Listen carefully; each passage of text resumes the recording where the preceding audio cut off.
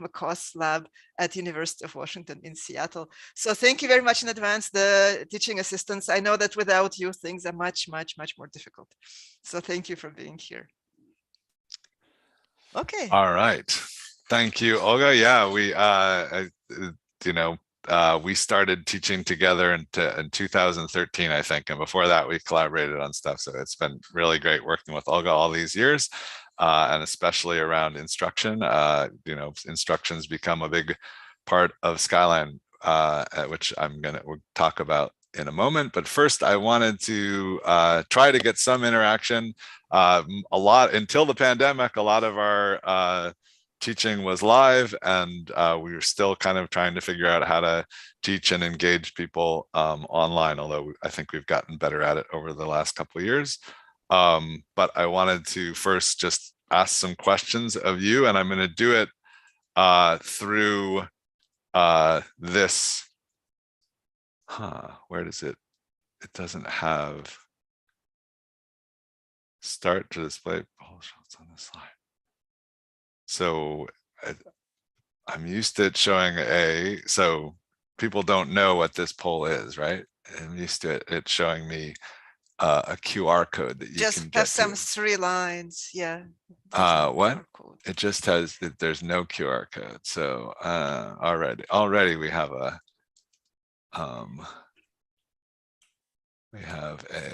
slight hiccup. Yeah, let me see.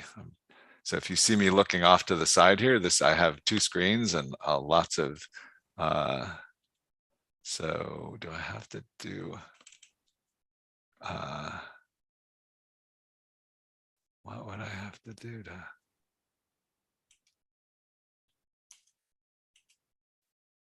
doesn't have the QR. Start presenting this way.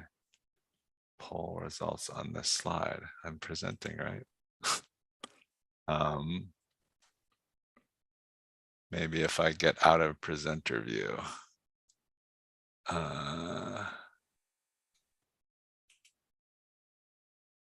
Wow, that will be really unfortunate if I can't. Well, maybe because I'm presenting here. So if I just do one. You can stop sharing your screen for a second if you would. I'm gonna try. Okay, so now we're okay. So that it was because I was having 2. Well, I'm not sure that's the right slide. Okay, so here we go. So this is the QR code, or you can join Slido and use this number. So yeah, if you have a phone, you can just hold it up to this QR code, and yeah, so we've started to. This is also a nice way to tell how many people are actually active. We've got 91 people, 91 participants in this meeting, and we can get some sense of.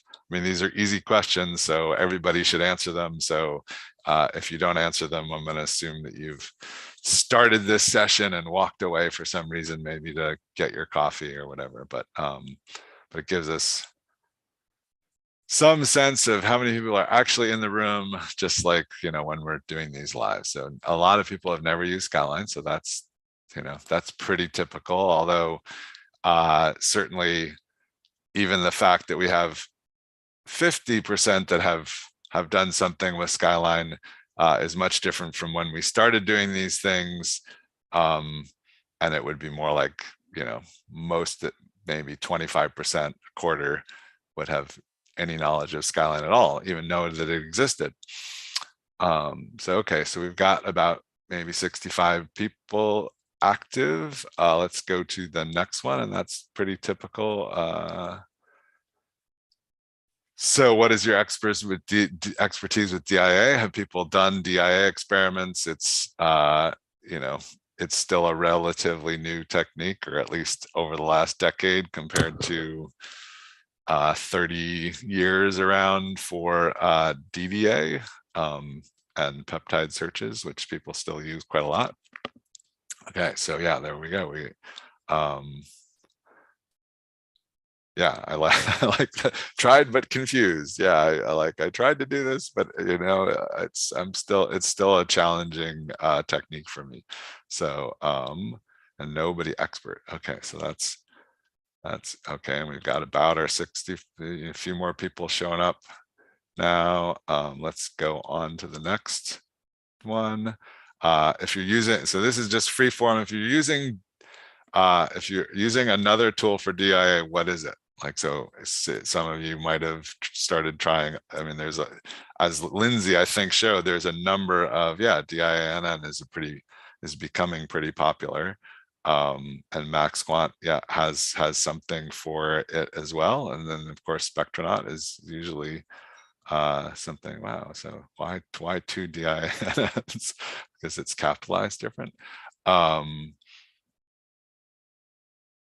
So, okay, so that's, oh, I don't even know what this is, but that's not a tool. So Spectronaut and DIANN. So that's, I would say well, we haven't got, okay, so 36 people, probably not everybody has actually used the tool. I would say that DIANN is increasing in popularity based on this question from last year as well. But let's move on. Okay, so what is your expertise with quantitative DDA? So if you've ever done use some sort of tool to do quantitative DDA, like that's another way to get quantitative metrics out of what I call I call it survey acquisition, where you're just looking at just the entire proteome and trying to get some sense of what might be going on or what might be changing. And people use a lot of different methods, some of which, a number of which were covered by Sue Abitiello yesterday. And so people are, out of our 70 or so people here, a lot, I guess, certainly more than DIA. People are using, 40% are using it regularly. 30% have never tried it. So that's tried but confused and expert. Okay, so we've got about 40% that are using it regular, or 50% that are using it regular or expert, which is kind of what we would expect. Lots of people use DDA for their quantification. And then finally, if you're not using Skyline for quantitative DDA, probably very few people are, but it's totally possible, and it's still a great tool, and it's a great tool for looking at your quantitative DDA results. Again, Skyline is one of the best tools for looking at your data. So MaxQuant, that's pretty expected. Proteome Discoverer is also, fairly common, because a lot of people are using thermo instruments. Somebody keeps giving us emojis, and somebody keeps giving us numbers. I don't know what. So, wow, straight in Excel, Mascot and Peaks, or that we would expect some of those. And FragPipe, I think FragPipe is also becoming a bigger, getting more popular. Okay, this is MaxQuant and Proteome Discoverer would be the ones that I would expect at the top. And you can see that they show up with like Progenesis and various different, I don't know why this Proteome Discoverer doesn't get folded into the other ones, but anyway, so there we go. That's a good, I think you're sort of statistically similar to most groups we've seen. And those are the tools that get used. And then, so this is free form. What are you hoping to get out of the next two sessions? You probably read a little bit about them, and thinking it's always good to know what people expect coming in, and we can make sure that learning and knowledge, that's great, but about what?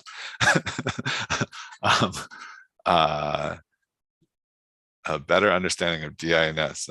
Okay, so peptide annotation with Skyline, getting started, DIA data analysis, use Skyline, DI expertise, streamline data, better Skyline. Well, obviously, with all things Skyline, you've come to the right place. But we're going to focus on large-scale DIA analysis with Skyline, and specifically, just really learning to do it at a large scale and make it reproducible. And so when you publish, somebody else could redo your experiment pretty easily. Okay, so that's, I guess we're gonna move on from that. Those look good. Okay, so this is actually, yeah, so there, if we look at, yeah, what tutorial? So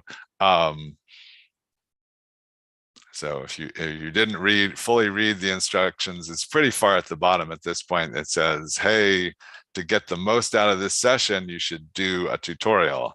And I'll point to that tutorial again. And some people last time did the tutorial between the two sessions. But yeah, it's if you do the tutorial, if you really want to learn about DIA, then doing that tutorial you'll learn quite a lot. And there's quite a few tutorials. So we're up to 60 people already. So very few people did it. 10% did it. Wow, that's impressive. And hopefully I'm going to stick around after these presentations, and I'm happy to just have office hours for those tutorials or talk about whatever else comes up. Let's keep going. And then so we actually use the responses to this question in the publication for Skyline Batch. And the question is, what is your expertise with scripting? So do you write batch scripts? Do you write R scripts? Are you able to, just write scripts? They're kind of little programs, not the sort of the large kind of program like Skyline is, but just writing some text that controls your computer. So yeah, and that what we found last year, and part of why we created Skyline Batch was like, there's a large part of the population that uses Skyline that doesn't use scripts at all. And so we have to, and usually the people coming to Olga's courses are biased toward being able to use scripts and write them. And they hopefully some of you will stick around and learn how to use R better in RStudio. If you're in RStudio using R, you're writing scripts. But even here, we see almost 50% of people who don't use scripts at all, or they use them occasionally. Maybe they don't write them themselves. They're just using somebody else's script. But so up until last year, I would typically present a script and say like, oh, this is a great way to run Skyline. I wrote this script. All you need to do is edit it. And then I realized that, oh, a lot of the people that I was working with were not even ready to edit a script. So did you get R installed and configured? So this is, that was part of the instructions, was to get R installed. Ideally, I found that I had the best success if I just went straight with R 4.0.3, which we give you a link to. And I actually ran into problems if I use the latest R, which is 4.2. And so kind of go over that. Hopefully we can get everybody up to speed. This is awesome that people got it installed. Hopefully, and so not as many people managed to get MS Stats installed. So we'll try that today. I think that I can give you what you need to get MS Stats installed today if you have R 4.0.3 installed. So if you don't have 4.0.3 installed, go ahead and install it now. You can have multiple versions of R installed, and I'm going to show you how to set RStudio to look at 4.0.3, and that's what we're going to use for MS Stats in the rest of this session. So, okay, so there we go. Thanks. There's about 60 to 70 people responding pretty quickly. That's super nice, and that's the end of the questions. Very helpful. And now I'm going to you have some time on your computer because I'm going to go into would you like to get to sure. So I'm going to go into that other presentation that I turned off, and I'm going to be presenting, and hopefully you can pay some attention or a lot of attention to this presentation, but also if you want to get R installed or start something, you have a moment before we get into, we'll have a break before we really get into hands-on stuff ourselves, I think. But yeah, so first some slides, and then we're going to get into hands-on work and hopefully give you a chance to really learn the material. So this is the Skyline project overview. This graph in the back is startups over time. It's always a trailing 7-day average, because there's quite a lot of, use drops a lot on the weekends. But you can see all these different versions.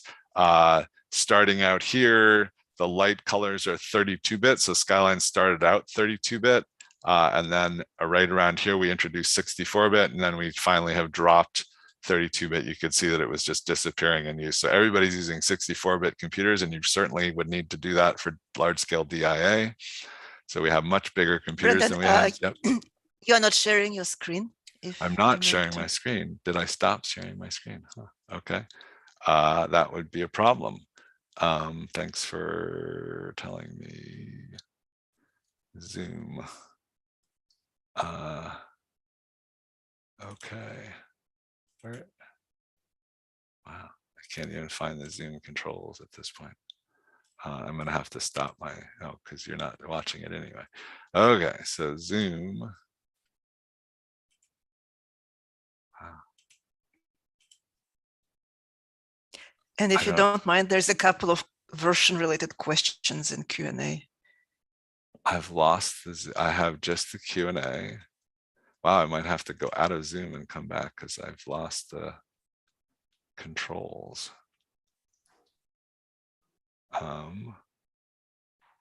That's very strange.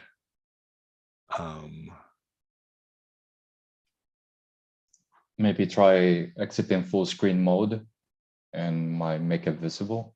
Exiting full screen. I just don't know how to exit full. I'm not even sure. Did I minimize it or something?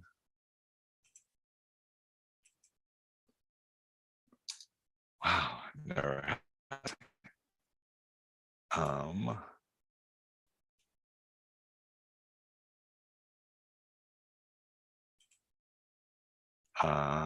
Wow, I can leave. I think I have to leave the webinar and come back.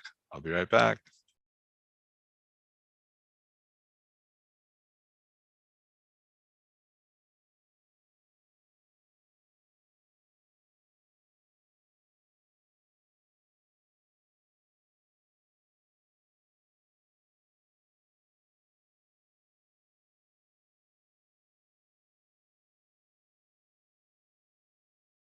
All right, sorry about that.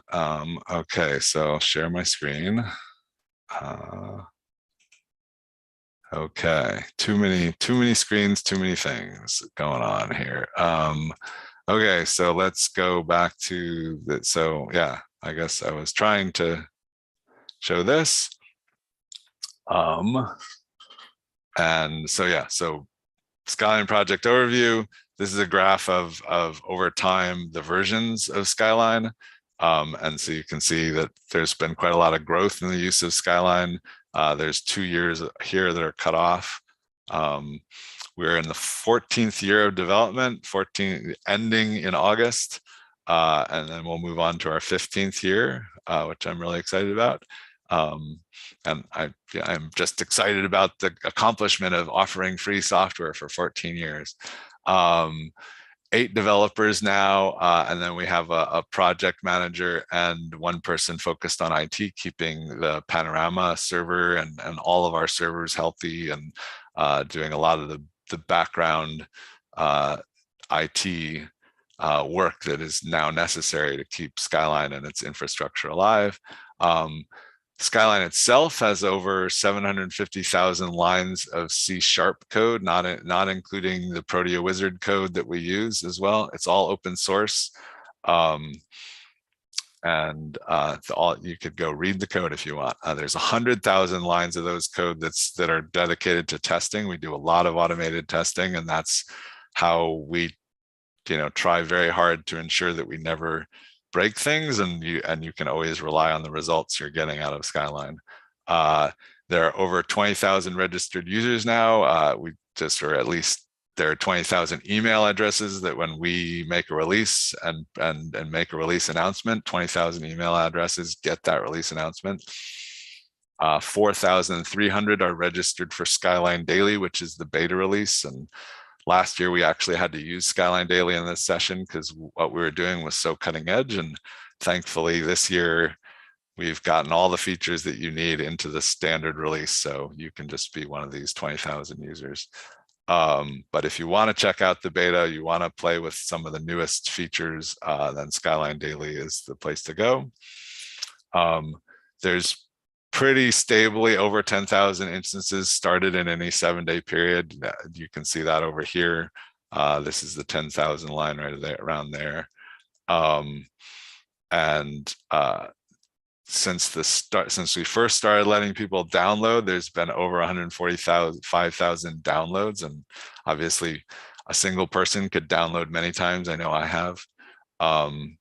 And then the original paper has over 3,500 citations, and now we're even encouraging people to cite a paper from Lindsay, which is a little bit more extensive, has a little bit more information about the whole Skyline ecosystem. And then it is now very stably funded by, we've got 4 years and a 5-year grant that's that acknowledges Skyline, that Skyline's become a community resource. So that's pretty nice funding.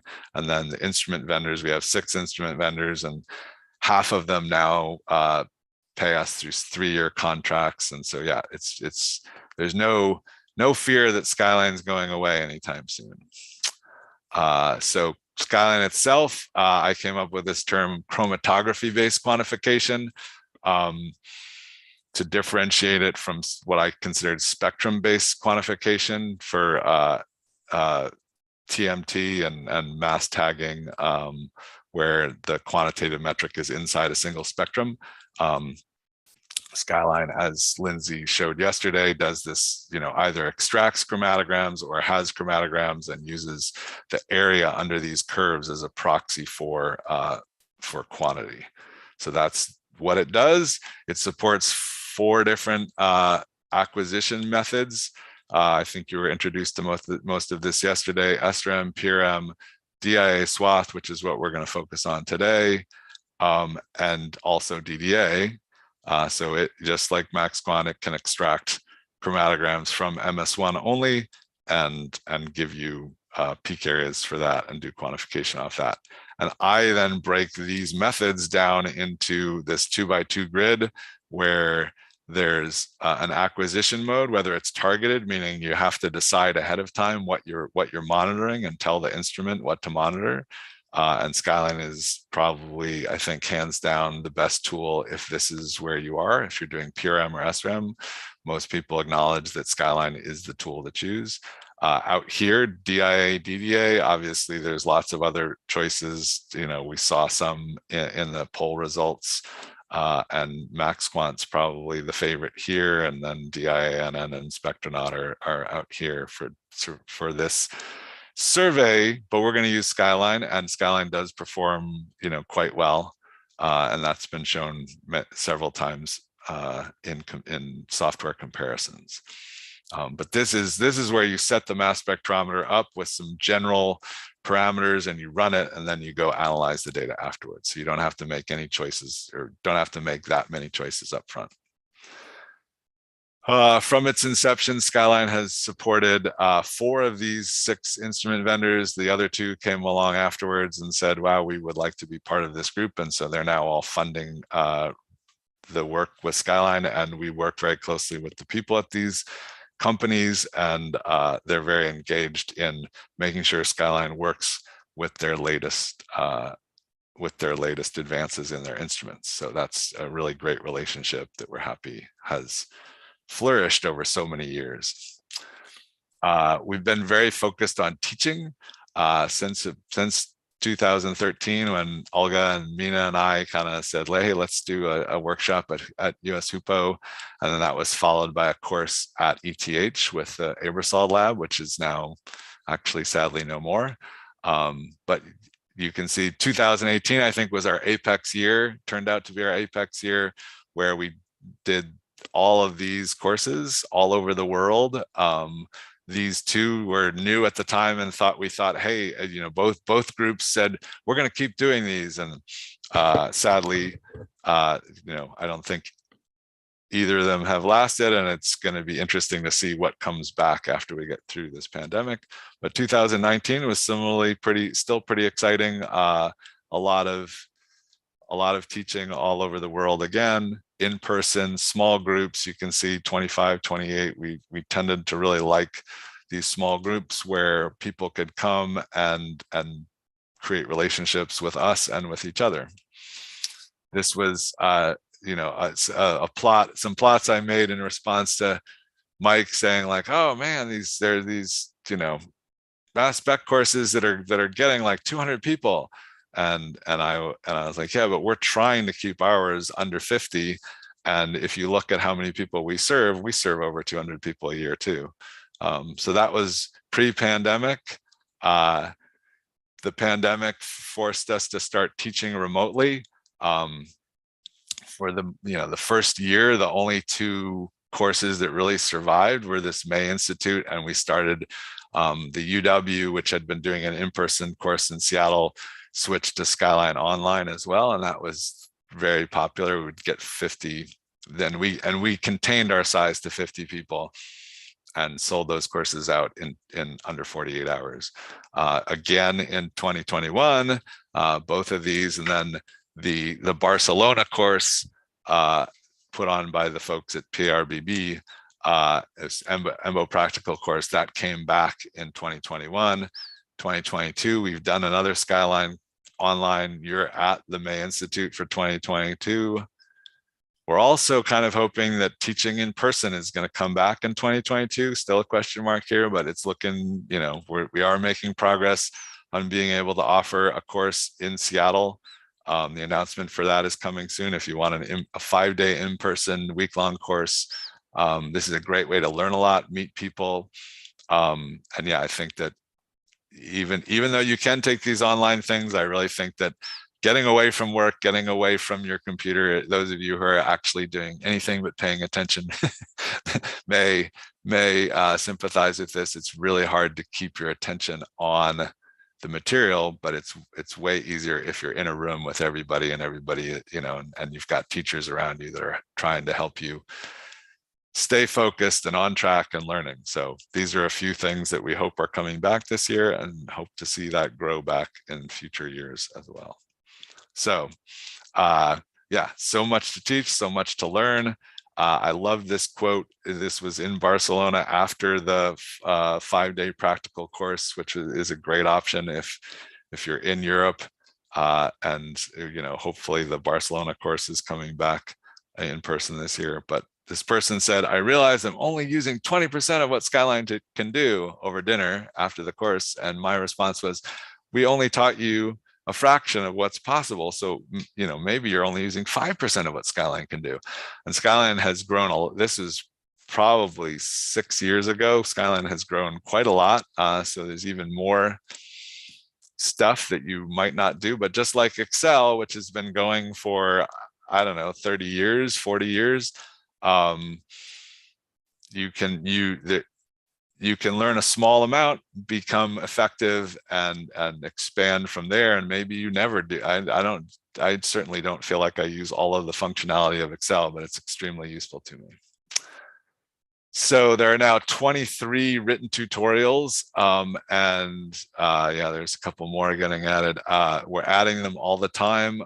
We went through a major push during the pandemic to update them to recent software, because some of them were getting a little long in the tooth. So these really still, if you go and use them now, they represent our best effort to update and write about the most current best practices in Skyline. And we also do these webinars. Had a big push in 2015 where we put out like 10 webinars in a year, and we've slowed down a little bit since then, but we just did this cycle of 3 where we did the DIA swath webinar to go with this tutorial, which is the one that I asked you to do. And hopefully people will be able to get back and do that. You can also watch this webinar, which walks through some of the parts of that. And then we introduced ion mobility spectrum filtering with Aaron Baker, who is a leading expert in that area.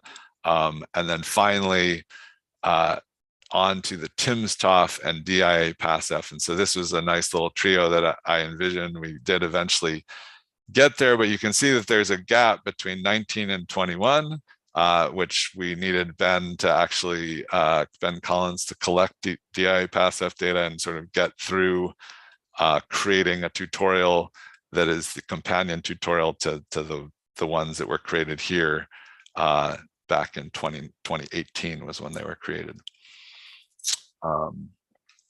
So the webinar that got in the middle of those 3 while we waited for Ben to get us the right data set was this one on Skyline batch, highlighting the work of that Ali Marsh did. Really a great, nice body of work over a year. She took a year off from MIT. You just heard that she's finishing up at MIT. She decided during the pandemic not to do her final year remotely. And that was great luck for us because she came and worked on the Skyline batch, which became a paper published in JPR 2021. Here's the title and reference for it. And then here are links to the Skyline batch installation page, which hopefully you've already gone to, as well as Skyline batch documentation. And then this is an overview figure from the paper. But yeah, so we're going to learn how to use Skyline batch here. It's a great tool, especially if you want the full power of running Skyline in batch mode without writing scripts. That was the goal. And then we're also going to be looking at Panorama, which was another part of the growing Skyline ecosystem, and introduced in, I think, around 2013. It's coming close to being 10 years old as well. So you can anybody can create a private project. This is the way Panorama, the way we envision Panorama, just as a server-side repository extension of your use of Skyline. But eventually we realized that it would also be useful to have an official public place to then publish your Skyline processing. And so we created Panorama Public, which is now part of the Proteome Exchange. And you can get a Proteome Exchange ID that you can publish with your manuscripts. There's currently 370 public data sets with 80 in review. There's probably at this point, there's generally about 80 in review at any given time. And we're seeing over 100 data sets published each year. And that's growing over time. But Skyline Panorama also allows you to do longitudinal instrument QC. Biopharmaceuticals MAM is a way of monitoring QC of biopharmaceutical production. So we're working with several biopharma companies on that. Quantitative support, and then we have this ability to build chromatogram libraries that are equivalent to spectral libraries. So if you're working in Skyline and you want to actually preserve all the chromatogram data, you can create a targeted chromatogram library, and you can get way more extensive than you can get with a spectral library on assay validation, and this is a very rich place to build library information about your mass spec data. Anybody can get a project here. You can get a project for yourself, for your lab, and for a multi-lab organization. We see all sizes of projects. There's over 550 separate projects right now, and they're all, you control the security, whether you want it to be just you or all your friends or whoever. You can decide who gets to see your project. There's 10,000 data sets of the type that, these Skyline documents uploaded, and then there's 15,000 QC docs. So that means people who are monitoring their instruments with Panorama Auto QC. And then it's also possible to have a locally installable server, get your own version of Panorama. This one's maintained by us, but some of these organizations wanted their own because they need to have the server behind their firewall. So, okay, so on to what we're going to be studying. So that's kind of an overview of the ecosystem that we're going to explore, the Skyline ecosystem, which extends beyond just Skyline itself now. We're going to be exploring this experiment, this two-phase experiment. We're actually going to use the data from this 2015 paper, Bruder paper, which I thought was a pretty, I thought that was a really informative paper, and so it's still how a lot of people approach DIA. So it's worth still looking at. There are obviously new ways of approaching DIA being created that don't require this building a library, but this is still a useful way to look at things. So you have your quantitative samples, pool them into a single pool of the sample. So that accounts for, well, there may be changes in these samples, and so proteins may be visible that, in some samples that aren't in other samples. You pool them, and you just run DDA, and you can run a bunch of runs of DDA. And at this point, we're not doing any fractionation. We just, like, on this sample, we run a bunch of runs of DDA and see what we can detect. And we build a library out of that, and then we go back and interrogate the DIA with that library. So and it's not required. There's not any special ordering here. You could have acquired the DDA and then or you could have acquired the DIA on all of these, and then go acquire the DDA, and then go back and interrogate your DIA files. But but we start with a first experiment that says, well, if it's detectable with DDA, we should be able to detect it over here with DIA, and we should be able to detect it lots more consistently. So this is a figure from that Bruder paper showing that the number of runs in which something is detectable, and so HRM is DIA, is a synonym for DIA, and you can see that we can detect things in very, very consistently in all 24 runs. Most of the things are detectable, whereas if we just let DDA go, it's unlikely to, it detects these things in all runs with far fewer cases. So in this impacts, if you're using TMT as well, you have to realize that you're just not getting measurements in every run. And this was then a plot of that. Here's it's a 2D plot of that same thing. All the white spots are missing data, and it's just showing that there's lots less missing data with DIA. But the one caveat is that if you read the paper closely, it says no feature alignment was used, and that's not really how people do things with MaxQuant. Most people would use feature alignment, and so while this plot definitely, this is very accurate for TMT, where you can only get the quantitative measurements out of the MSMS. People doing using MaxQuant will do something like this, and this is a plot from Skyline. So you can see here's 9 runs, and here's these chromatograms here are the precursor chromatograms extracted out of MS1.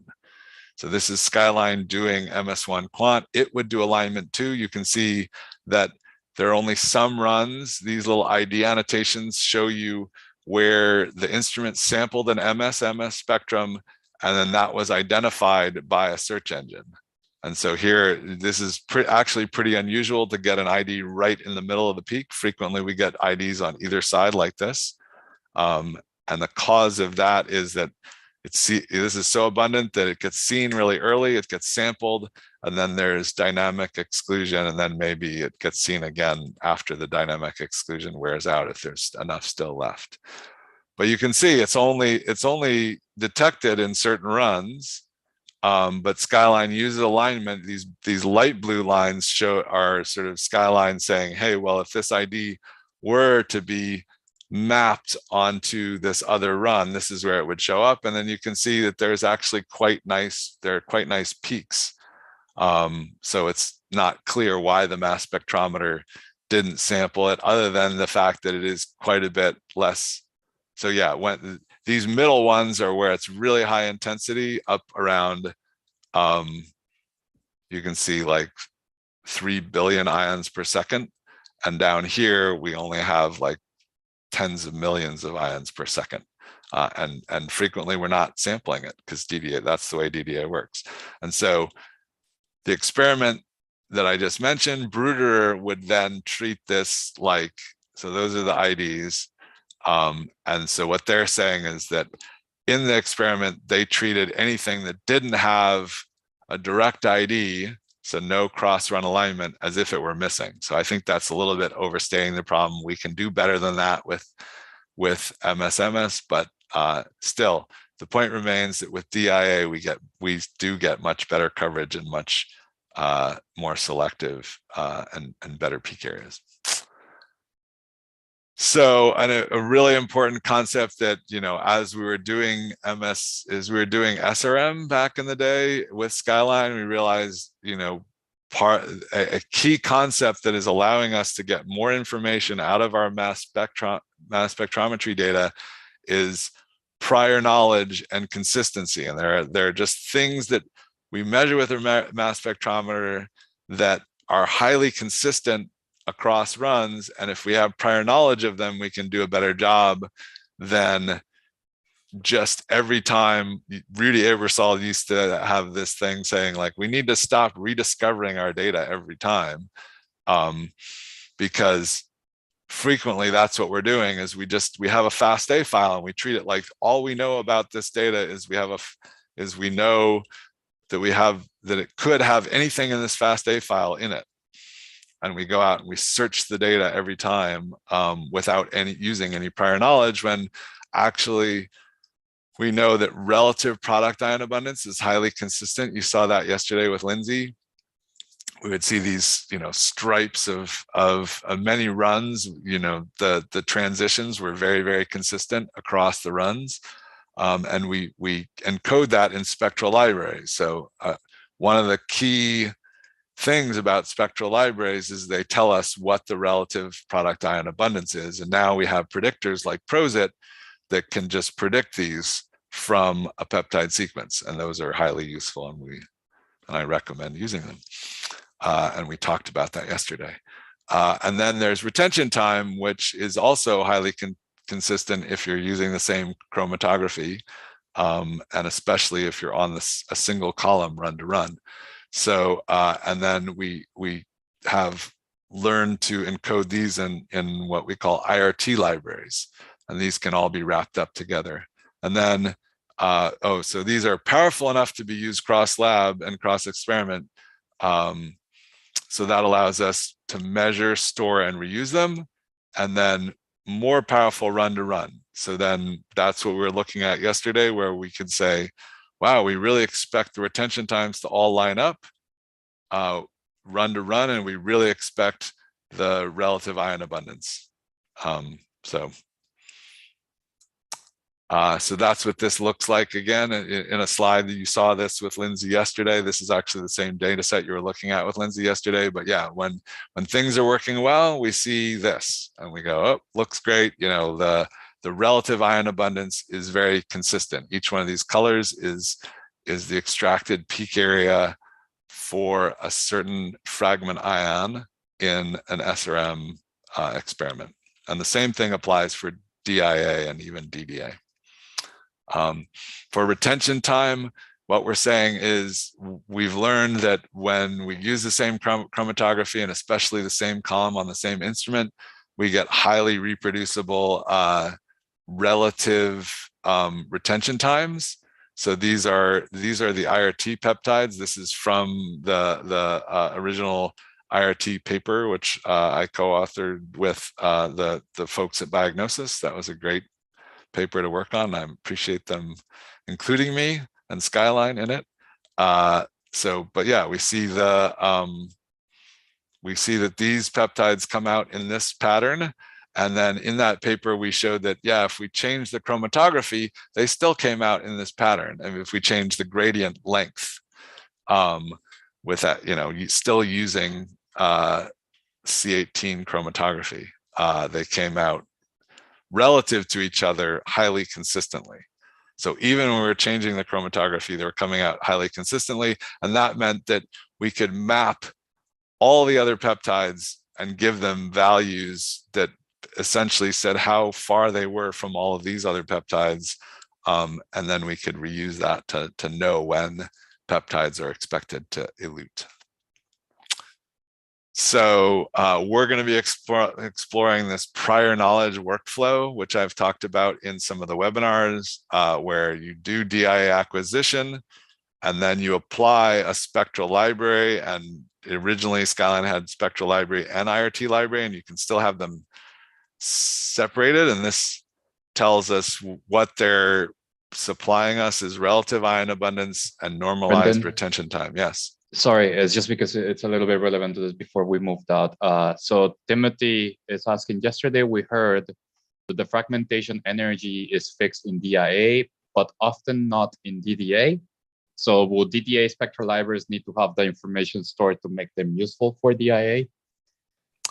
No, they don't. And the IRT is a little, or I mean, the collision energy is a little bit sloppy, as long as you're getting things in the right range. And so what people tend to do with their DIA is they, or at least the McCoss lab is definitely doing this, is when we acquire a range of DIA, we use the optimal collision energy for charge 2 of the center of that window. And that ends up being pretty good. And yeah, like amazingly, just a fairly sort of normalized collision energy in thermo. That's what PROSIT is trained on. I was able to use that to really impressively good effect on SciAx triple TOF data.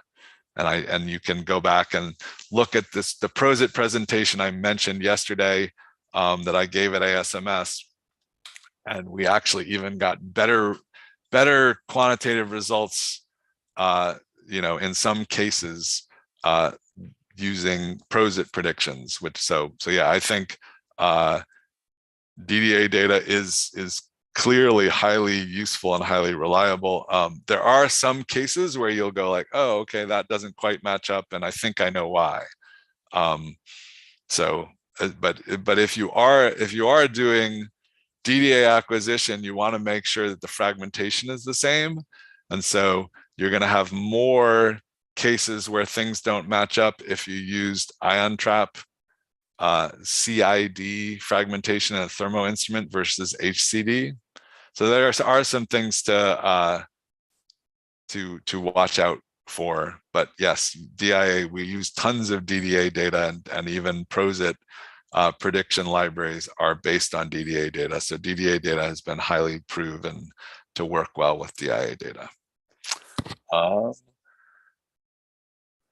So then, yeah, so we do that. We target these product ions. So in DIA, we're targeting product ions, where in DDA, we would target the precursor and extract, and then we do chromatogram extraction in the MS-MS spectra.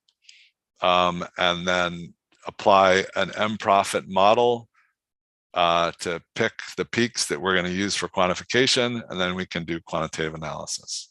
And that's, oh, and then we also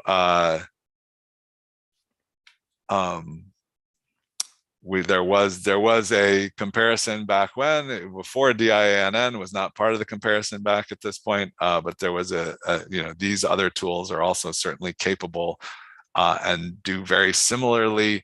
And they also, the sort of unifying thing at that point was an assay library, which includes both relative ion abundance and normalized IRT. And we're going to see one of those because the data set we're going to be working with uses an assay library that came out of Spectronaut. And Skyline supports that as well. So this is something I created probably in the first year or so, maybe year or two of Skyline, was this idea like, okay, what are we really striving to build here?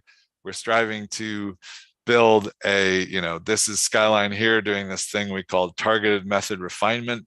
And we're striving, and this is still what Skyline is based on, this idea of taking prior knowledge of so taking that prior knowledge of retention time prediction, spectral libraries, unrefined methods, and previous measurements, and putting that together into a Skyline document, maybe doing some targeted method refinement, and then coming out with a quantitative assay which we can repeat over and over again. And we still think that this refinement is highly useful, and hopefully we'll get into that a little bit tomorrow.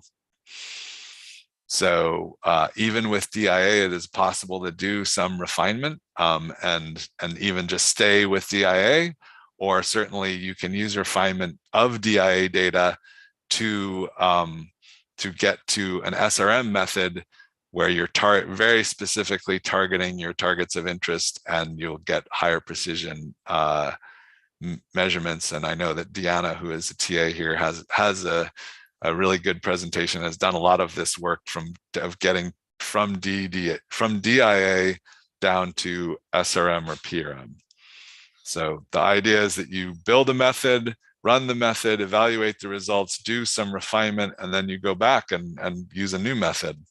And what can be done in all of this refinement area is you can be checking for abundance, measurability of your peptides.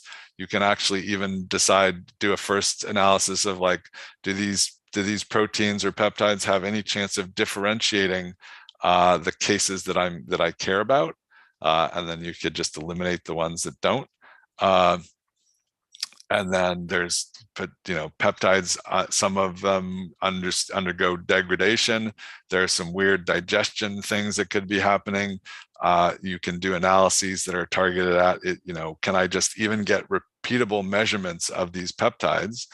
And then, we've also done linearity to see how quantifiable things are, and certainly scheduling and parameter optimization. So you could be doing all of this stuff inside Skyline and moving from the type of method we're going to start with today toward a more quantitative, more targeted method. So I guess then the other, so that's sort of like the design of Skyline, and what makes it unique is that you can go that entire range from large scale DIA or DDA all the way down to a very targeted method that you're going to use for SRM or PRM. And then another big thing about Skyline, Lindsay pointed out yesterday that the only tools on the list for DIA that allowed you to just look at your data were Skyline and Spectronaut, and that's been something that Skyline has offered from the start, and we continue to focus a lot of our effort on is really understanding your data and really being able to see with your own eyes every aspect of your data that we can come up with. And I, based on this psychology paper I was reading, or a book by Daniel Kahneman, a Nobel Prize winning psychologist, who had this Wizziati thing, which is what I see is all there is. And so I changed that to what you see is what you believe. If you don't, if you see stuff at a very high level, you'll make up stories and you might be wrong. And so we encourage you to use Skyline to see as deeply as you can into your data before you publish. And we recently got an email from somebody who was like, oh, I'm so glad I put the data through Skyline. They were using another tool and they ran it through Skyline and realized that the conclusions they were making were not correct. So Skyline is organized around this principle of directed investigation. And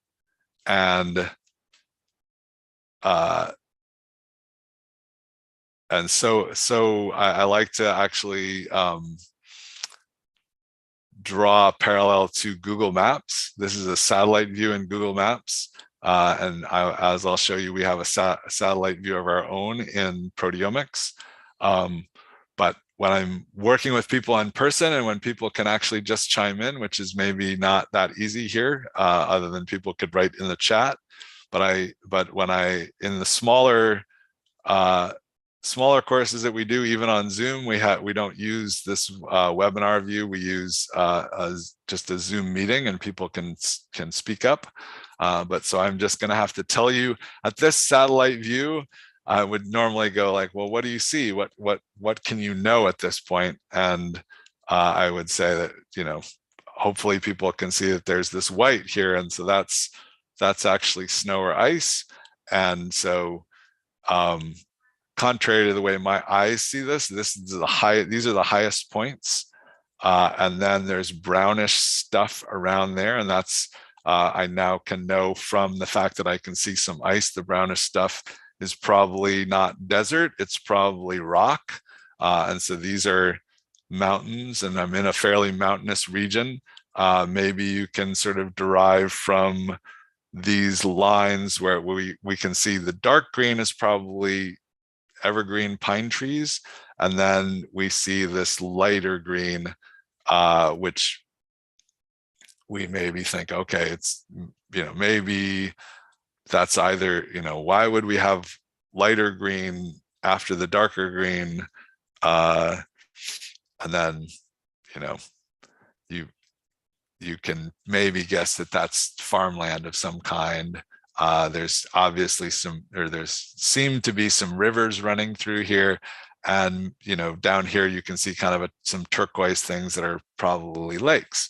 So you can learn quite a lot at the satellite view. But what if you decide, oh, what I'm really interested in is right here, right? And then, you know, are you going to go through square by square, or wouldn't you prefer to just be able to zoom into that one little spot? And so let's see what we can learn if we get a little closer. And oh wow, we can learn actually quite a bit. This is one step closer. Yes, definitely. These are trees now, where there's no snow or ice or rock in this view. We can see that actually what we didn't see from the satellite view is that this is basically in some sort of town. There is clearly farmland, so, you know, there's some sort of agriculture going on around here. This is a very square lakeish thing. It's probably a reservoir. We can learn a lot from this, and we can actually even see, you know, here this is probably cropland, and this is an area that hasn't been planted, and we can see, you know, a number of these dirt patches that haven't been planted, which is something we didn't see necessarily at the higher level.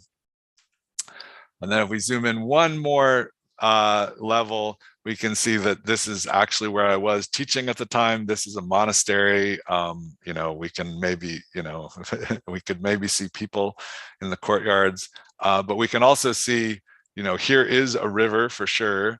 And we can see that this is a soccer field, which we might have classified as agricultural before we got into this level. So at each level, we can learn new stuff, and that is exactly the principle that Skyline is designed on. And we can learn things about a very specific question.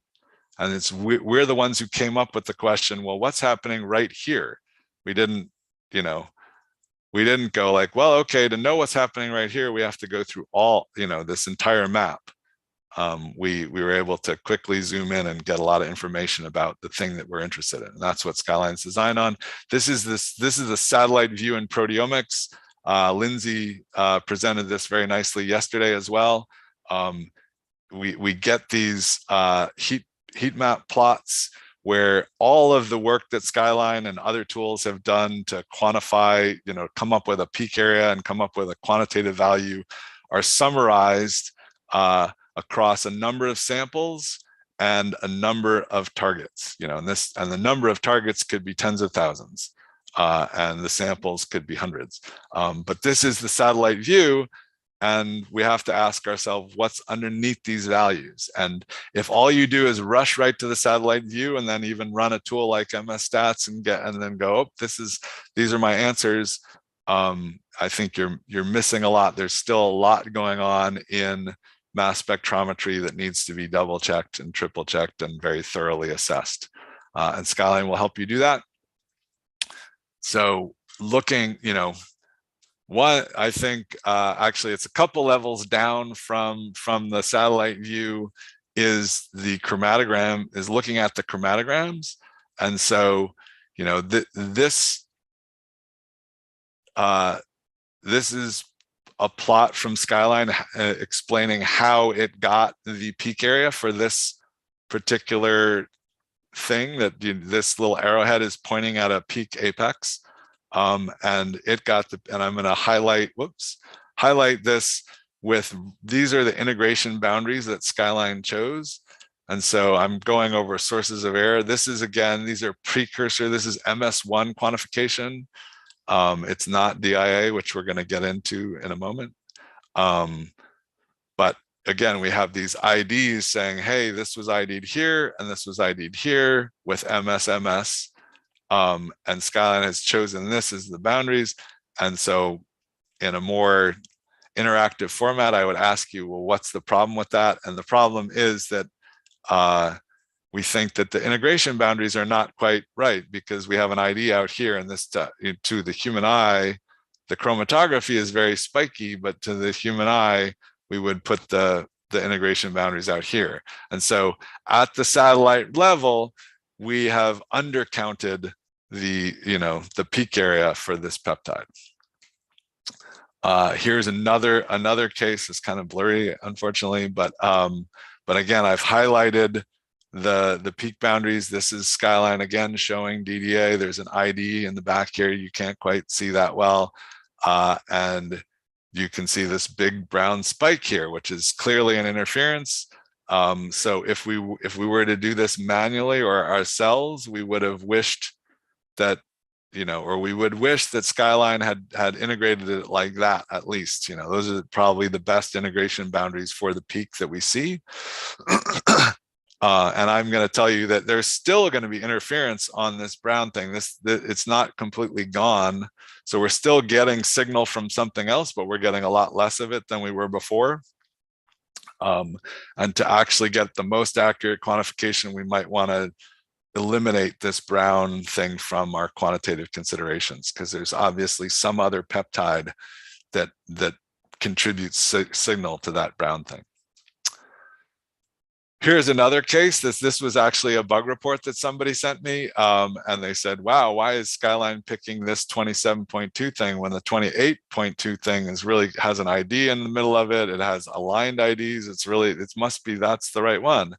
And I ended up agreeing and fixing Skyline, which is another aspect of making everything incredibly visible, is your users tell you when there's problems and you get to fix bugs. And so we did fix a bug, but all these tools make these mistakes, and the more visual the tool, I think the more likely you are to be told that your software has a bug. So that was it. Incorrectly picked peaks. Okay, so now pulling up at the satellite level, what if we'd gone to that satellite level and we went, wow, or we'd even run MS Stats and it was telling us, hey, this peptide, maybe it was telling us it was statistically different, but I actually start with, do people think that these are statistically different? That 1 is statistically different from 2 and 2 is statistically different from 3? And probably most people would say, yeah, we can't really say 1 is statistically different from 3. But what do people think about, are these statistically different? And unfortunately, you can't answer, but most people will go, yeah, of course, look at how different they are. I totally believe they're statistically different. And if you just do p-values on this single measurement, then wow, yes, way below 0.05. So that's a p-value is for a single measurement of 0.05 is something that we could publish, right? But this is an experiment where we probed 26,500 peptides. So we have to use adjusted p-values. And when you do use adjusted p-values, whoa, they are statistically significant, but just barely, right? Like we can still say the adjusted p-value is less than 0.05, but isn't that stunning? So, this looks to the human eye so incredibly different, but you have to watch out that you went and searched a ton of things. And so things like this are just going to happen randomly. Okay, so then we zoom in a little bit. Okay, we still think it's statistically different. Here's the actual variance that led to these whiskers. These whiskers are showing you one standard deviation, and the mean is the value. And then we pull those apart. That's easy to do in Skyline. And now you can see that we measured in triplicate 3 different samples, and everything still looks fine, right? And now I'd show this, and I would normally ask, like, well, so do you see any indication? We're zooming in through the levels just with directed investigation, really easy to do with Skyline. These are just Skyline plots that I'm put in slides. And already we'd be like, whoa, why is the I dot P, why is the relative ion abundance so different? We see a lot of the M+2. So the blue is the monoisotopic, which is supposed to be the most abundant, but here we see very much the most abundant is this M+2, and we see very little of the M+1. So now, so this has caught our interest, and we want to zoom in even further. And so here are the chromatogram plots, again, just displayed as Skyline would display them, very easy to look at. And we can already, we can get a lot of information just here. And this is probably as low as we're going to go in this case. We can see that we have IDs in the middle of this for 5 runs. 3 of the sample 1 and 2 of the sample 3, we have IDs. Here's one that's not ID'd, but it looks very similar to the others. And we can see from the alignment that these bluish lines, we're picking basically the same peak, not a problem there. But when we look over here, we don't see any IDs, and we see just very different, very different peaks. There's some big brown, something that is apparently heavier than our thing, because the blue is the monoisotopic. This is the purple is the M+1, and the brown is the M+2. And so we see that this is, this is probably caused by some heavier thing or something like that. So, and it's very hard to imagine, maybe you could say, oh, this thing over on the side here, you can see all the IDs are kind of lining up over here. So maybe there would be a way to get some signal out of the monoisotopic that you could use, but boy, it's hard to say that for sure at this point. So this may just be a case where you could not actually, with DDA, you couldn't actually get a valid quantitative value. And I think other tools like MaxQuant would struggle with this case too. Okay, so here's this is a second peptide. People think I would usually ask, do you think it's statistically significant? And it looks even more extreme than last time. And so when we look, yeah, actually the adjusted p-values are now even better than 1% false discovery rate. So less than 1% false discovery rate. These are quantitatively different, even though we looked at 26,500 of these. Okay, we zoom in one level and hey, that looks fine too. Like now our I.P values are really nicely behaved, look very much like the expected thing over on the left here. And we have I.P values that are all, 0.96 and above. So not really anything to worry about at that level, but if we zoom in even a little bit closer, now we can see, okay, so wow, we have IDs in every run, so maybe we're okay, but wait a second, the IDs for these runs are kind of off to the right. And in these other runs, we actually see that there's, this dangerously close interfering peak next to our peak of interest. So we see that there's these two peaks, and we actually can even notice that we have like a 3 ppm mass error. So you can see it says the ppm mass errors on top of the peaks.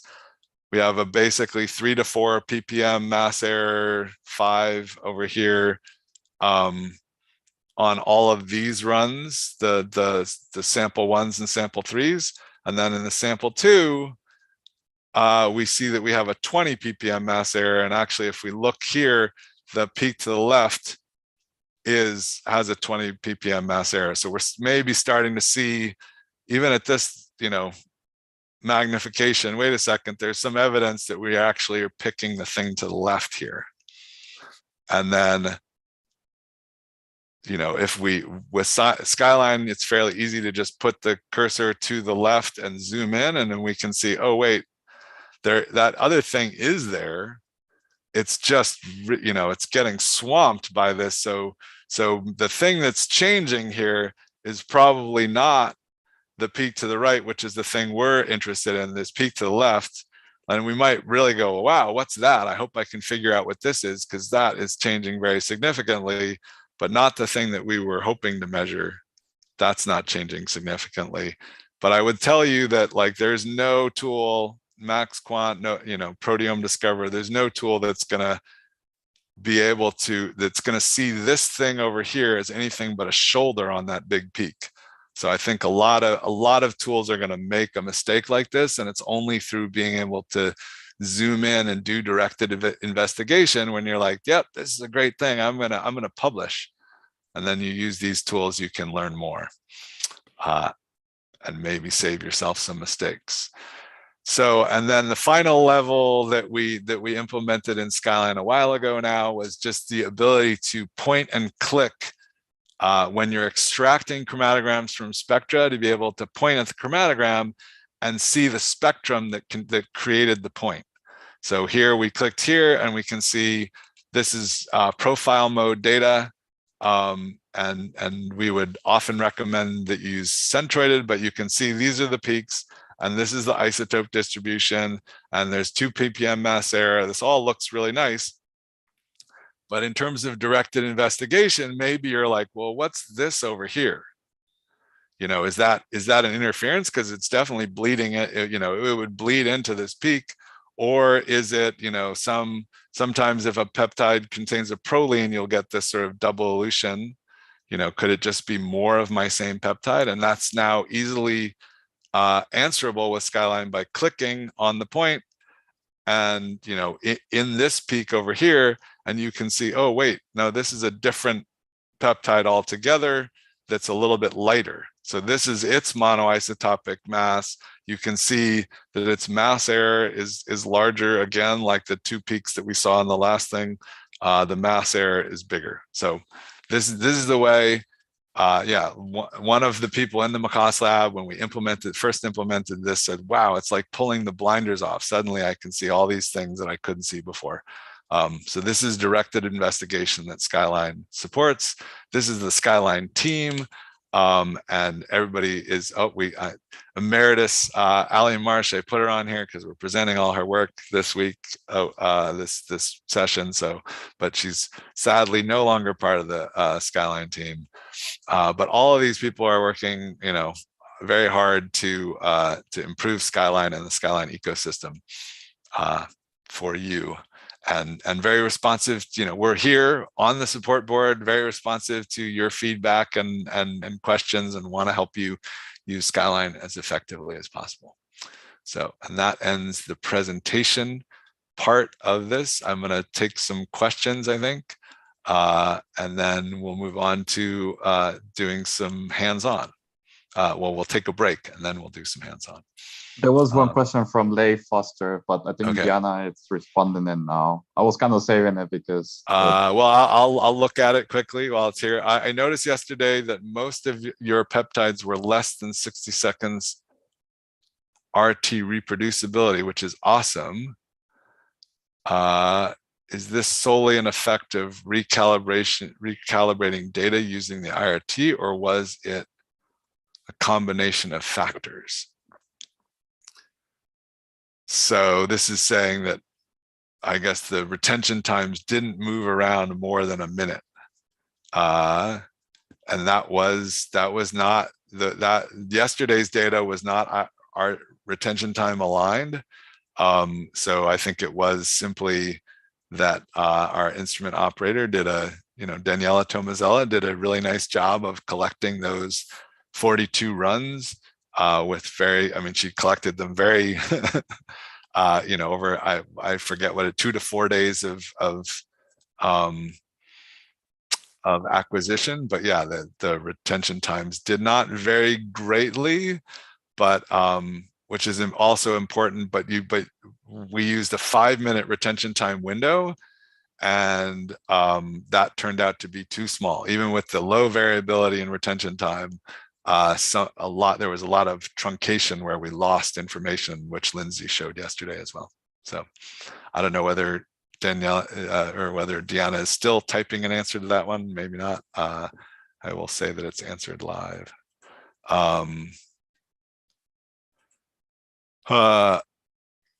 Can participants, yes. So one thing that Olga suggested is we're going to copy and paste the full set of answers from the Q&A to the document. So actually I had this,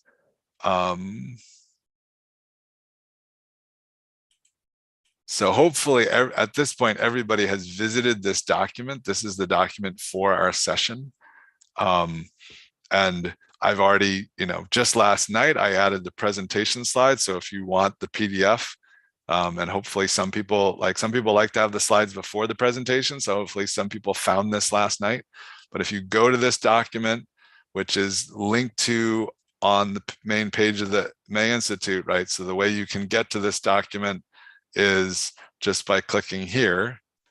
And then you end up at this document. Hopefully everybody has seen it. That's where it says preparation. In order to get the most out of this, work through the tutorial and possibly review this webinar 18. So those are ways that you could get more out of understanding DIA data processing that is not going to be explained here in this session.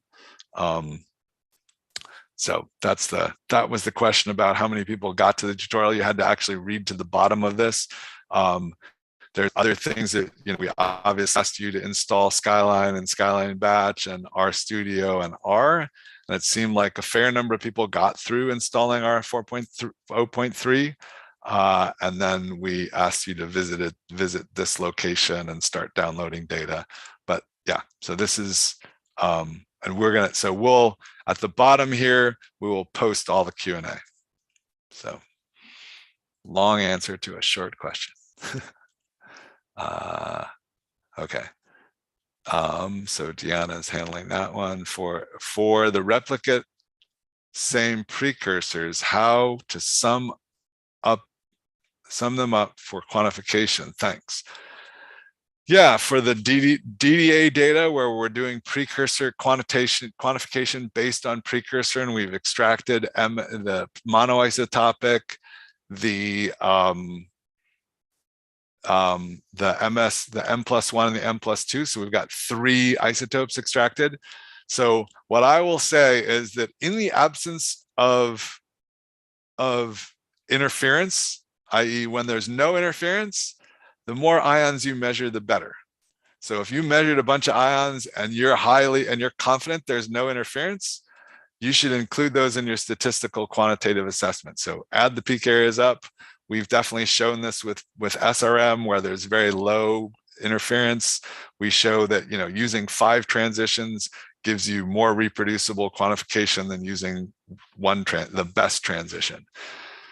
So so in the absence of interference, so you have to be thinking about what's the likelihood that I have interference here. And so in DDA, when you're using MS1, the likelihood of interference is one of the highest possibilities of all of our, of all of the different ways of using a mass spectrometer to measure peptides.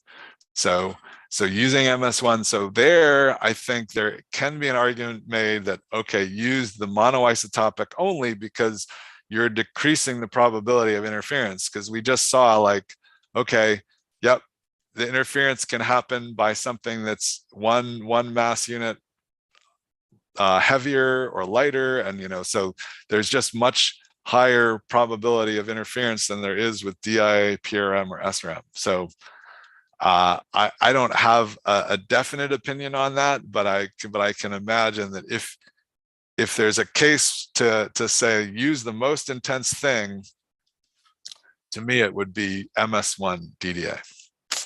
But otherwise, we tend to just sum everything up.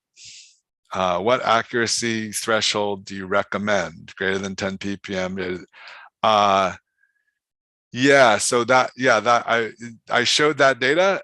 That was probably when we were doing profile mode extraction, because now typically we would use centroided extraction. I'm going to show you that in our settings when we do hands-on, and we would probably, I guess 20 ppm is the largest that I recommend for extraction, for centroided extraction out of Orbitrap data, which is that's what it was.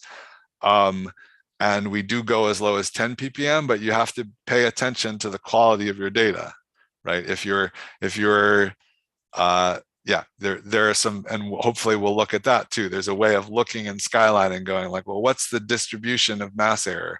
And if your mass spectrometer was calibrated like 5 ppm off, and then the mass error, the mass error standard deviation is 3 ppm, well, then you might want to be using a 15 ppm. So I have a rule of thumb, which is you should take your mean mass error, and we'll look at this plot in Skyline during this thing. You take your mean mass error and then add 3 standard deviations, and your extraction width should be at least that wide. And we'll see how that holds up for this data set when we get a chance to look at it. All right, so I'm going to stop there for now, and everybody, Brendan? yes. Oh, if I could just clarify one question really quick. Okay, go ahead. A couple people have been asking about the installation for MS Stats, and that will be useful if you're doing some of the processing that we start today overnight. However, if you do plan to do that, some other R packages are required. So just take a look at those questions that have been answered in the Q&A, and I point you to where to install MS Stats and all of the other R packages. Yeah, and I studied what what Ali presented last year, and so I'm going to open up RStudio and do some of the same steps that she did last year to show you how I installed MS Stats, and I did get through it successfully. The version we want to use. I went to a completely pristine machine in a computer in my house that had never had Skyline installed, never had Skyline Batch installed, never had RStudio installed or R. And I went through all of that, got MS Stats installed. And yeah, so I was able to take and then run all this stuff using my home network, which is definitely slower than what I get at the university. So I feel pretty confident that we can get you through these instructions, and I will help you at every step, and then certainly demo stuff for you. So, and we'll be right back. How about let's take a 15-minute break and come back at 9:45. Well, that's me. 9:45 for me. Adjust to your own time. I'm talking Pacific time. You can see my time in my on my screen. But I'm gonna step away, and everybody else is invited to step away as well. Huh.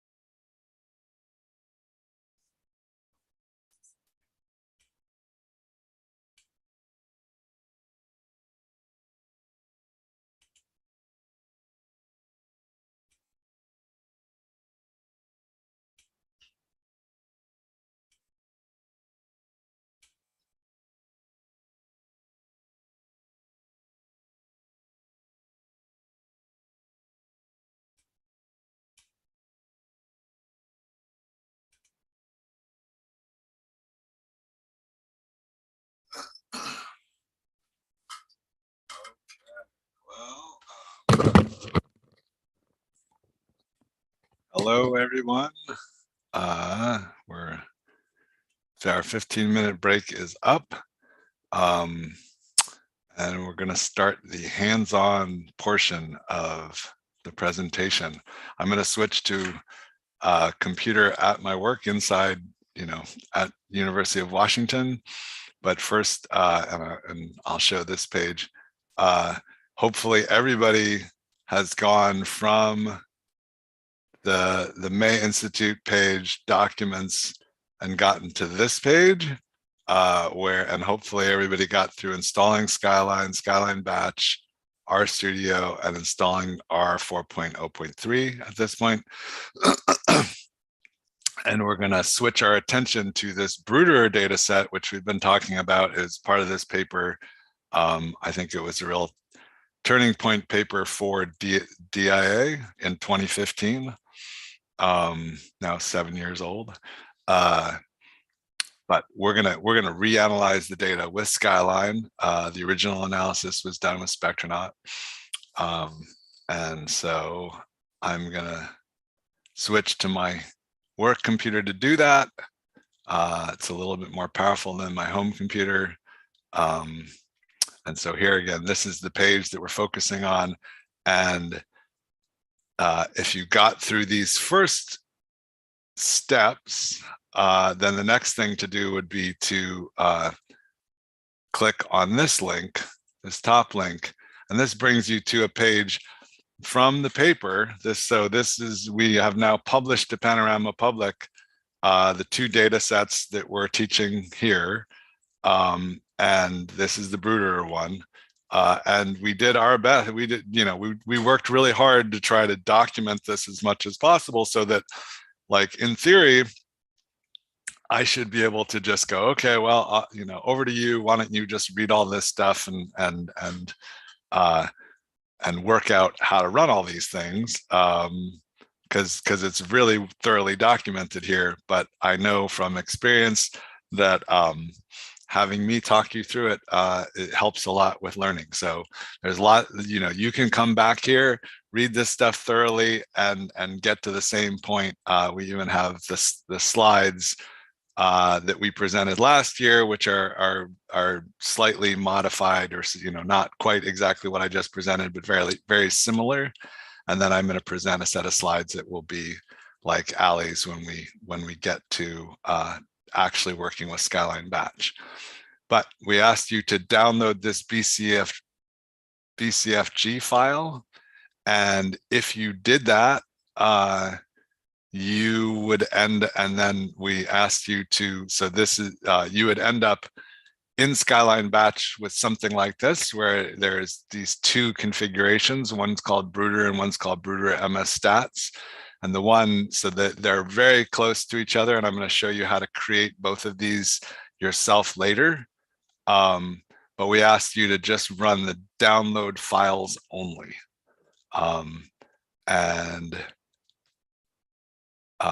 guess now we'll go through that later, because what we're gonna focus on actually building the template file. So when you run a Skyline Batch, and when you do any sort of DIA analysis, you want to create a template file. You want to create the file that describes what you're going to do in terms of processing and extraction.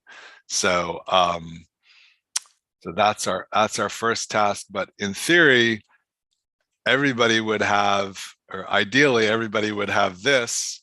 So I did it in my documents folder. I created an NEU 2022 folder, and inside that, I created this 2015 Brooder folder. And you can see here's a fully processed one that we're going to look at. So I've done this multiple times.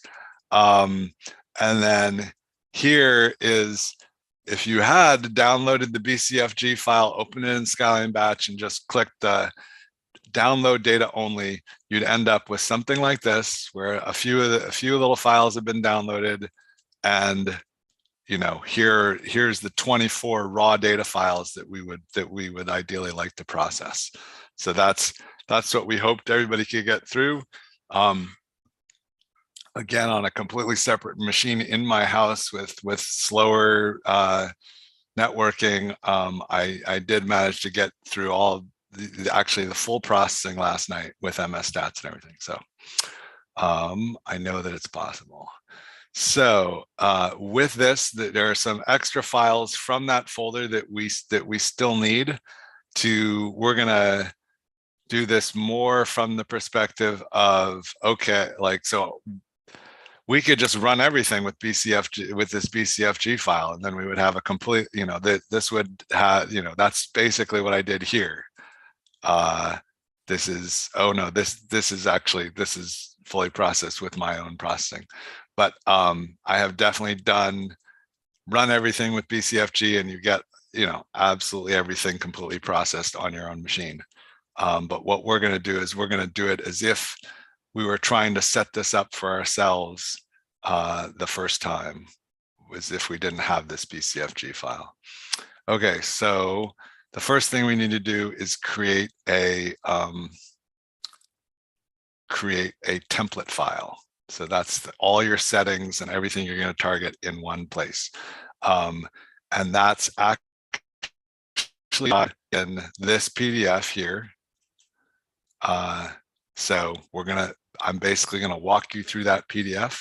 But before I do, we're going to go to the files directory, and we need this library and the reports. Do we need anything else? That's all I can remember at this point. Okay, so let's just get library and reports. And we're gonna download those. Is that it? Yeah, I think that's it. So get the library and the reports, download them by clicking this download file. So we clicked files, checked library and reports, and then click this download button, and then you can see that this zip file shows up at the bottom. And I think I could just click to open it. That's not really what I wanted to do. So I'm going to go back up to downloads, where I can see the file. So if you haven't clicked on it yet, you can say show the file. There's another way to click on it to show the file, but you basically want to get into your downloads folder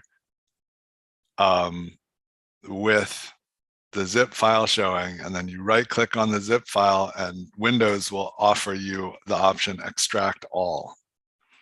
That's what I'm going to do.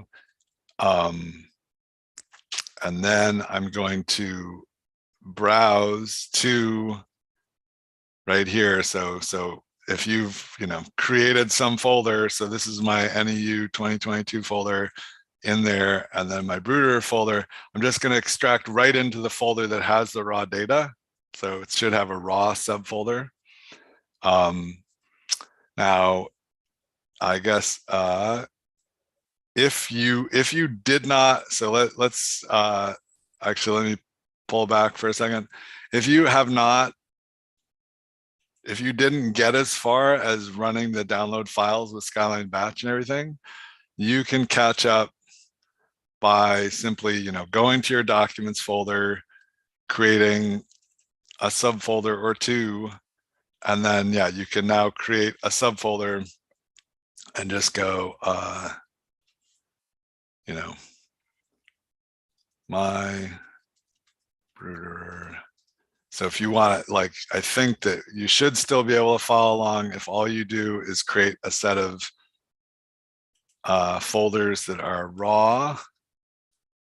And then the trickiest one is you have to have this Brooder ppm. So I'm going to copy it from here, but you would go into my Brooder, and then you'd want to create this new folder and call it Brooder ppm 15C RT10. And that's just specifying that it's going to be 15 ppm centroided data with a 10-minute retention time window. So if you have a folder and those two subfolders, then you should be able to follow along with the rest of this. So so let's go back to our downloads folder. Where is that? Oh, I guess that. So if I go back to my downloads folder, right click here and extract all. Then and then I browse and I want to find a folder where I have this raw and this Bruder ppm 15C RT10. And that's where I'm gonna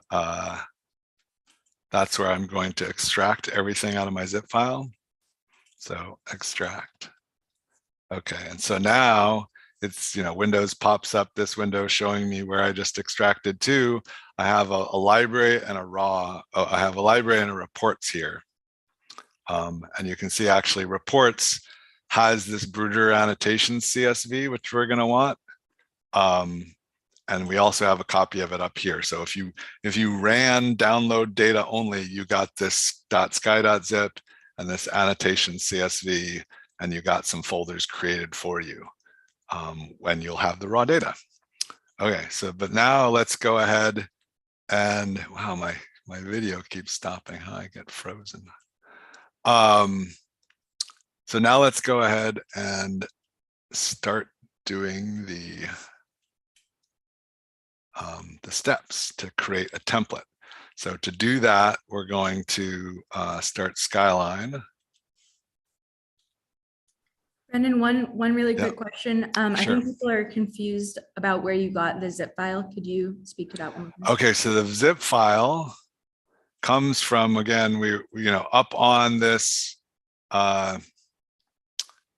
So from here, we can click on this, right? Download and publish data from Panorama Public using Bruder BC. So that thing, you can click on it, go to that page. On this page, you click Files, and then you just check Library and Reports and click Download. And then now if I go to Show in Folder, I have a second copy of this zip file. So that's where we got that. And then you right click on it, extract all. So that's it. So now going back. Okay, so did I start Skyline yet? No. So I'm going to start Skyline. And I've already been through some of this. So actually I'm going to go quickly. Usually I think to do this ahead of time. I'm going to go to Tools Options, and I'm just going to reset my, since so many of you have never used Skyline before, I'm going to clear all my saved options.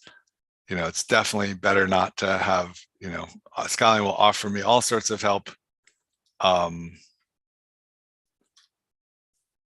Okay, so now it says, what do you want to use Skyline for? Proteomics, molecules, or mix? So I'll accept proteomics.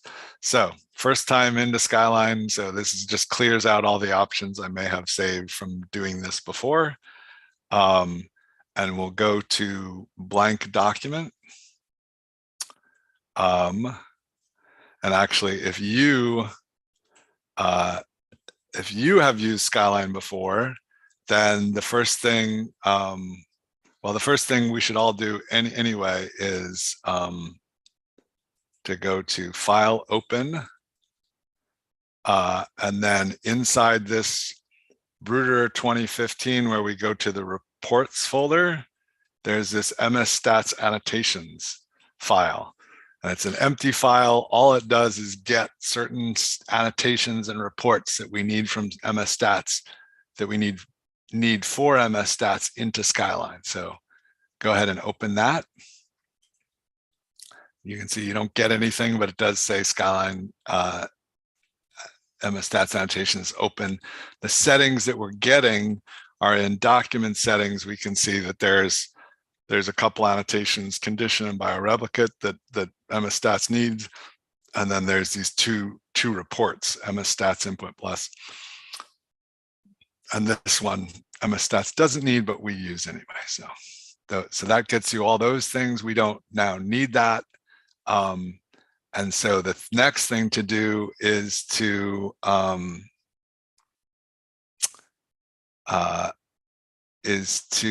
click New Document and then reset the settings. It's already checked, but still you want to just say Settings Default. Yes. Oops, settings default, no.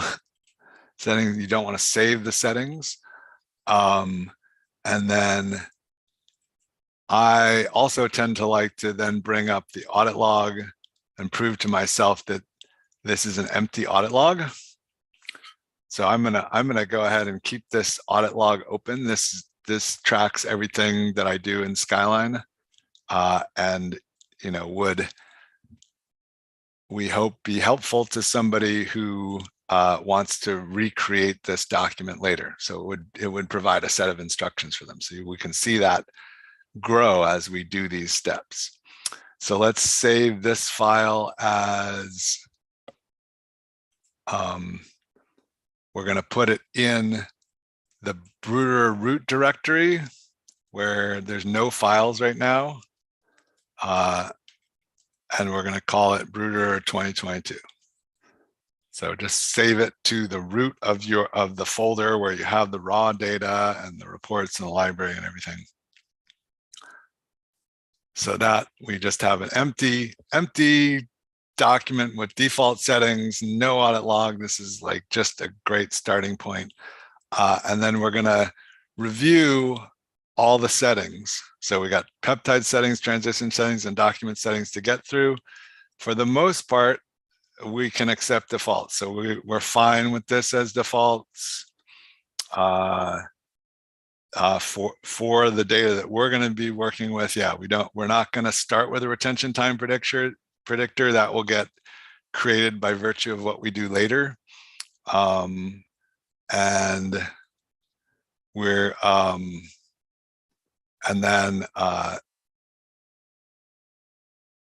so here's the first place we're going to make some changes. We're going to say a minimum of 6 amino acids and a maximum of 55 amino acids. And these are just values that I've learned from looking at the assay library that came with this paper.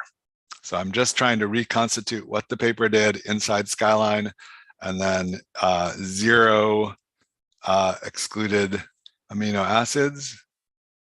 And then the library, we're not going to create a library right here. That will come later by virtue of this assay library that we're going to import. And so the last thing we want to do is make sure that we support all of the modifications that Spectronaut used.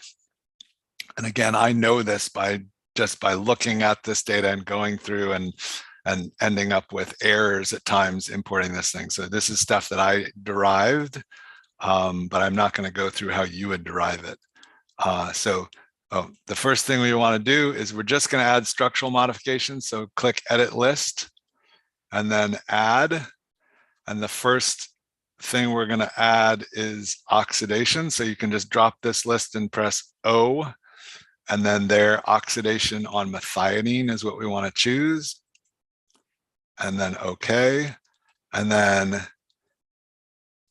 add, again, drop this list, and you can just see at the top acetyl end term. So that's the acetylation at the end terminus of the peptide with no amino acid specificity. And click OK. And then the last things we want to add are water loss and ammonia loss. So add, and we can scroll down to the bottom and see water loss. Add, and then add, and we can see ammonia loss right at the top here. So you just choose. So you want your list to look like this. Should I imagine that I may be faster than people? Is there, yeah, I guess do I have a poll that says, is it okay to move on? So I'm going to wait a second, then we'll just see whether people need more time or need re-explaining. So I'm going to launch this poll.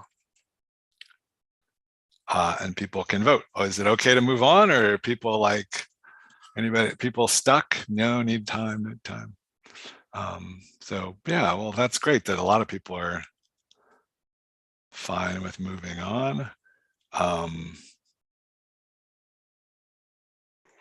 That was just a quick question again about how you're using methionine oxidation. I'm guessing it's just a variable, but Mark wants to know if it should be variable or static. Oh, variable, yeah. So by default, everything comes, yeah, like by default, they come up the way, yeah, you don't have to change anything. You just have to choose them. So, but yeah, so by default, these will be variable modifications. So there it is, variable.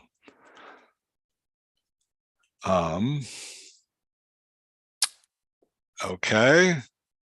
So I'm gonna, what does MStats do? Yeah, we're gonna get back to that. Okay, so there we are. It seems like most people are okay. I don't know whether people can revote. Is that a thing? Whether the 7 people who say they need more time can start saying, no, actually, I am okay. I don't know. But I'm going to go ahead and end the poll. I guess people that if I end, can people, people able, oh, I have to share the results. I don't know. Okay, so there are the results. It's more for me to know whether you're ready. Hopefully I can give that poll again later, but I'm glad that so many people are, so many people are actively, we're still up to about 60 people actively sort of going along and responding. So that's great. So let's click OK. And then you just want to check all of these like that. And that's all you need to do on this page. And actually, we're not going to be doing quantification inside Skyline, so we can just leave that blank by default too. So when I click OK, I'm going to get my first audit log record that just, you can read it and see, oh yeah, it's just summarizing everything we just did, which is not very much. So then let's go to transition settings. And all the prediction, we're just going to use monoisotopic prediction. The other option is average. And the rest of these are pretty much for targeted acquisition. So it's whether or not, you want to, how you want to specify collision energy. Declustering potential is a thing on SciEx instruments, compensation voltage on thermophanes. But so none of this stuff applies to this experiment. So we just skip it. And then on the filter, it turns out that, the Biognosis folks were very permissive and used, 1 through 7 charge states and allowed product ions. So if we were not this permissive, which, I'm usually not this permissive in my experiments, but if we were not, in this case, when we imported the assay library, we would get a bunch of errors because it would say like, oh, I can't interpret this. There's nothing, there's nothing with this precursor MZ that I can interpret that fits within the charge states that you've given me. And then we're going to go Y, B, and P. We're going to allow all of those ion types. P is for precursor. And then we're going to turn off this special ion N-terminal of proline, and we're going to just allow all ions. So pretty permissive settings in the filtering. And that's just what we're trying to import somebody else's library with as few errors as possible. So then in the library tab, we don't have a library yet, but we're going to have a library based on the data that we get from Biognosis from their assay library.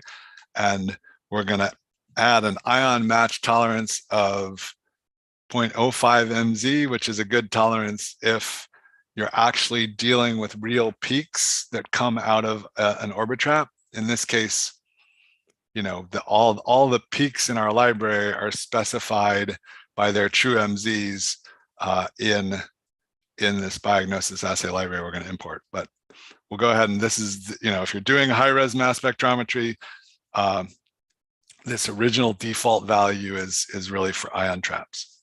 So 0.05, which is more or less 50 ppm, pretty wide tolerance even for orbit traps. And then we want to say that we're going to take 6 product ions. We would like to have a minimum of 6. So we're going to just force this to be like, we're only going to measure things if we have 6 product ions for them. And that's a typical setting. So that's that tab. Moving on to the instrument tab, we will say the minimum MZ is 300. And that's how we cut out some of the really small ions. Over here in filter, we said we'd go from ion 1 to last ion, which means Y1 and B1 are allowed, but they will not be 300 MZ. So this is really kind of pushing us up to larger fragment ions. And then the range goes all the way up to 1800. And then the rest of these things we don't need to set for this data. Brendan, there's a question from Tuoli that says, why not use ppm for ion match tolerance? Why not use ppm, this ion? Oh, ppm. Mm-hmm. Yeah, that's a good, yes, right. Yeah, that's a good idea. Why? Just because that's not how, we started with ion traps and we haven't fixed it. But yeah, that does actually become an issue when we get to this full scan tab. So let's move to the full scan tab, and then on the full, and I'll explain why we would, why more and more I would like to be able to do ppm there.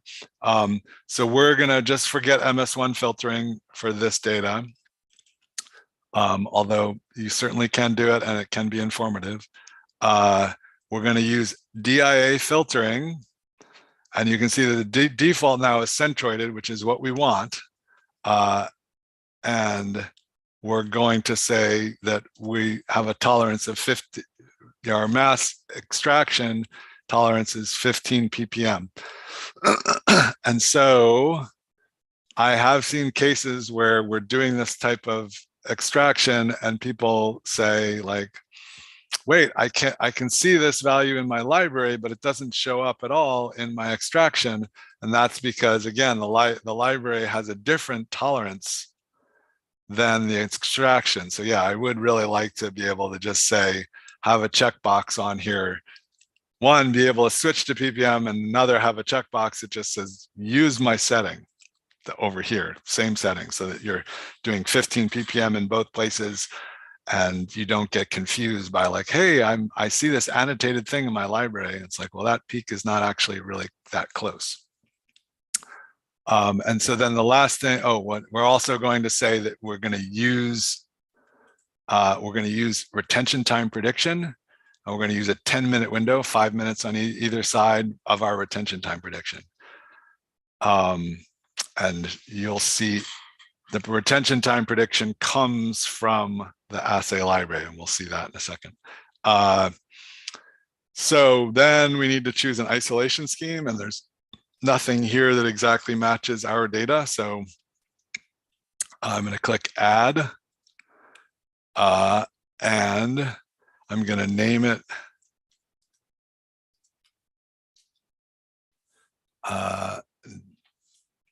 19 variable. So this is a variable isolation scheme that I think the diagnosis team came up with for an Orbitrap, probably a Q-exactive instrument at that point.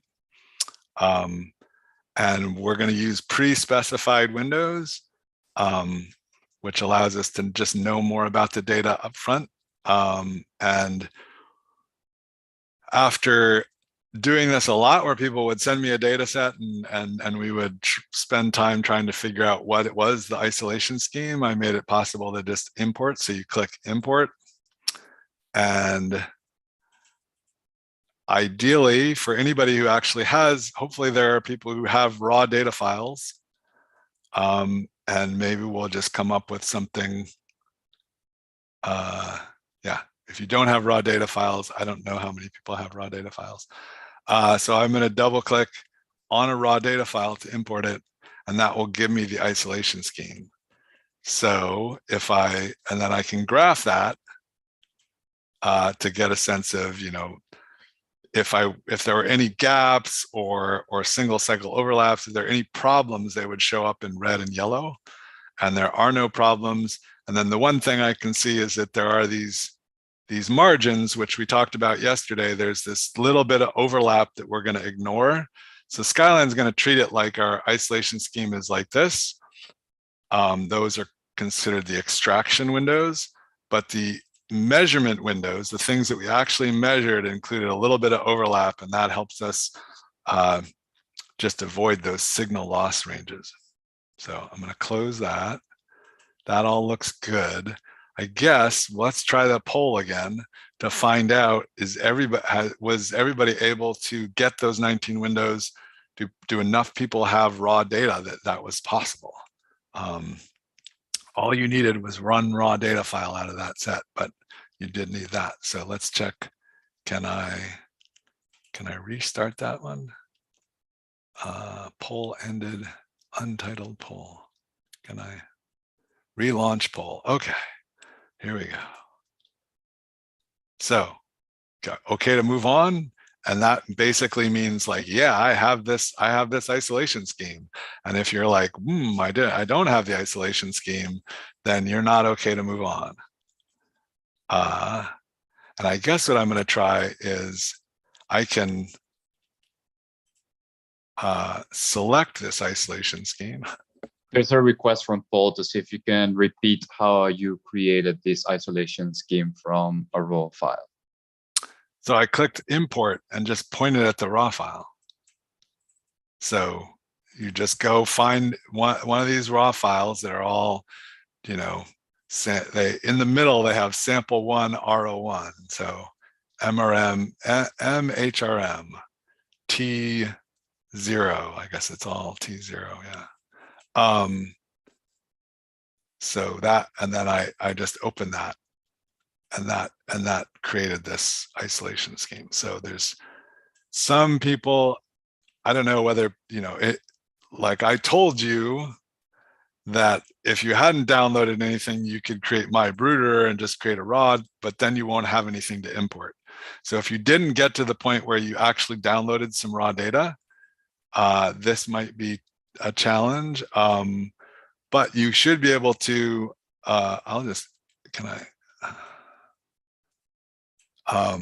so let me see what happens if I paste that into the chat. Whoops. Can I do that? Can you paste it as an Excel sheet, maybe? Yeah,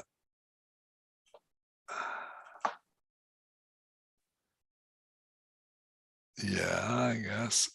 Oh, I know what I could do. I could go to the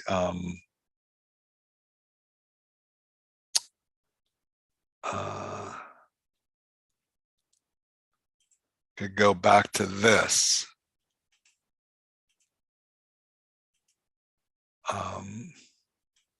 And why isn't it? Yeah.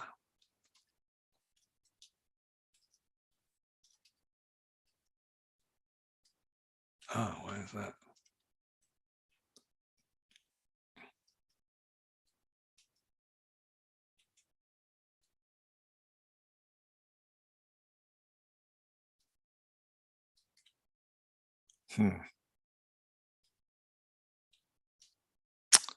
Nope, it's not working.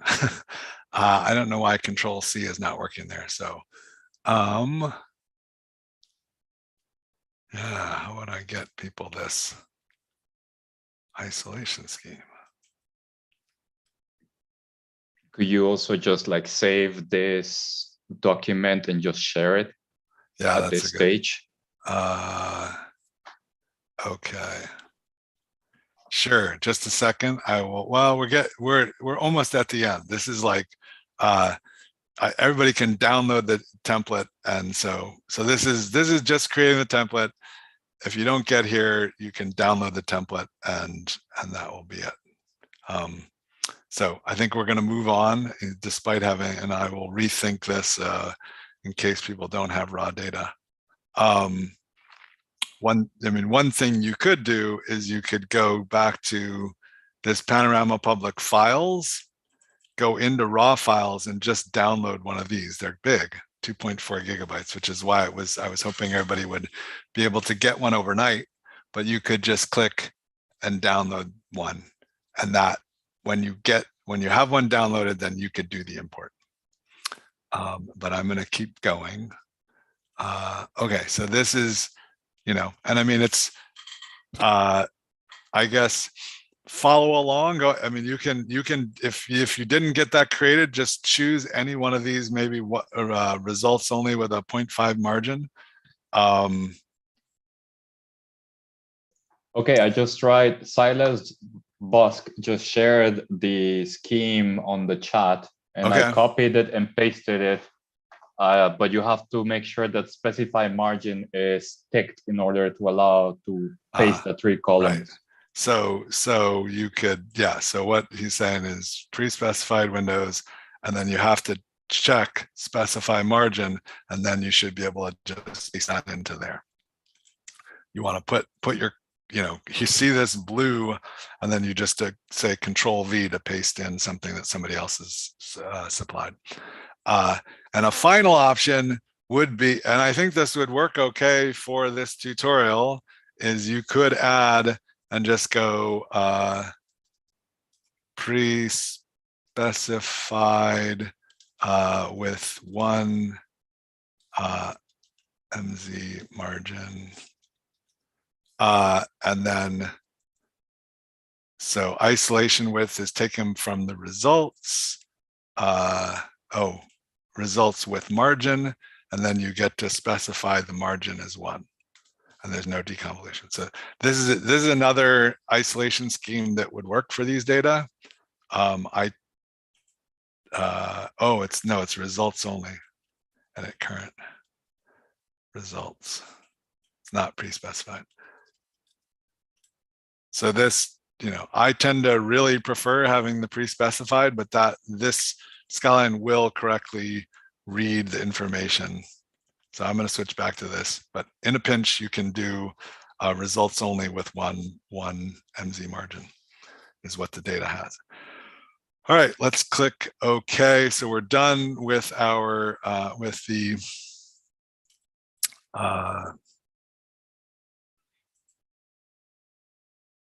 done with the transition settings.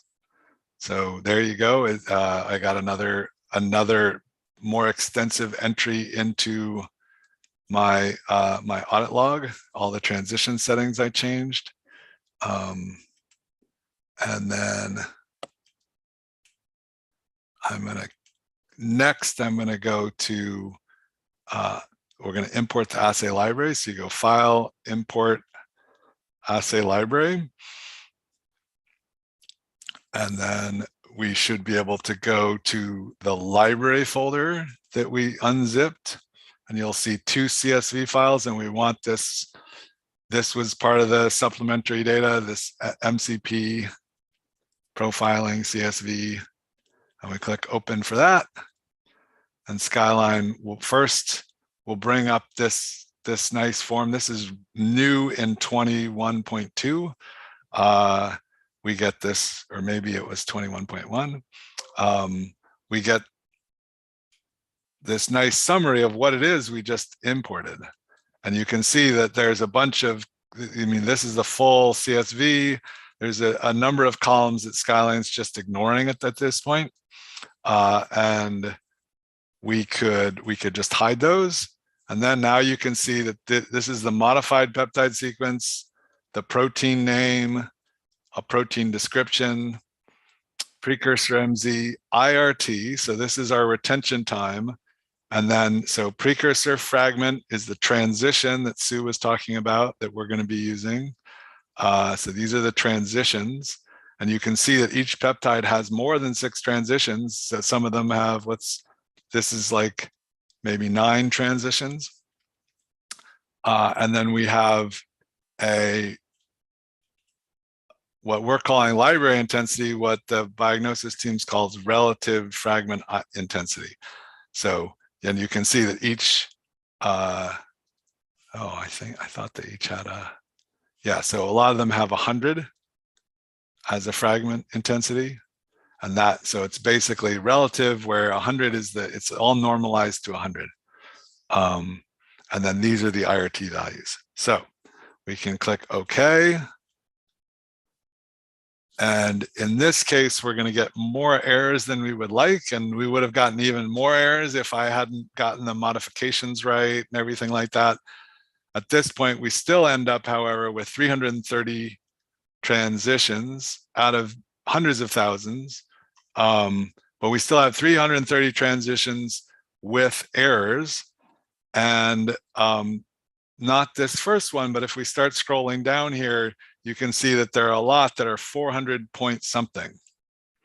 And I guess if you use the results, you wouldn't see this, because we don't know. If you use a results only thing, we don't really know what the range is of the. So you would not be getting these errors if you did results only. But with a pre-specified isolation scheme, Skyline is saying, hey, wait, this 400, that's not in your extraction range. So we're going to go lie to Skyline a little bit about what we actually did for the experiment, so we get rid of some more errors. So let's go ahead and cancel out of here and cancel out of here. And then we're going to go to transition settings. And we're going to edit our isolation scheme. And we're just going to change this from 400 to 399. So we'll pretend that we extracted from 399 to 430. And that means that this margin of 1 will allow us to include anything above 400. So this is a kind of, sort of tweaking I do frequently when I get something like this, when I get one of these assay libraries. So now we'll go File, Import, Assay Library again, which again is just a big CSV that Skyline analyzes and will show us. I don't know why it's taken that long. So there it is. And so we've made a fix, and this is, frequently I can get these things to have no errors at all. This one actually has some errors, and I'll explain that, and then we're just going to move on, because out of hundreds of thousands of transitions, we're ending up with 89 transitions with errors, and the majority of these you can see, are peptides beginning with a methionine. And what's actually happened is this is a peptide where we have both methionine oxidation and acetylation on the N-terminus. And we would have to define another modification for that specific thing to allow these not to have errors. And I just don't think they're all that likely anyway. And so anyway, so we're going to choose to just OK and keep going.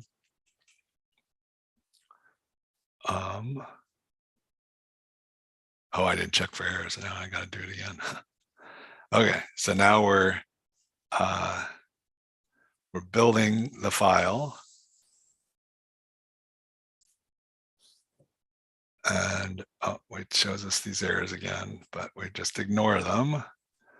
And now it says, hey, do you want to just use existing IRT standard? And we could choose this Diagnosis 11, but what we're going to do is we're going to use a separate transition list.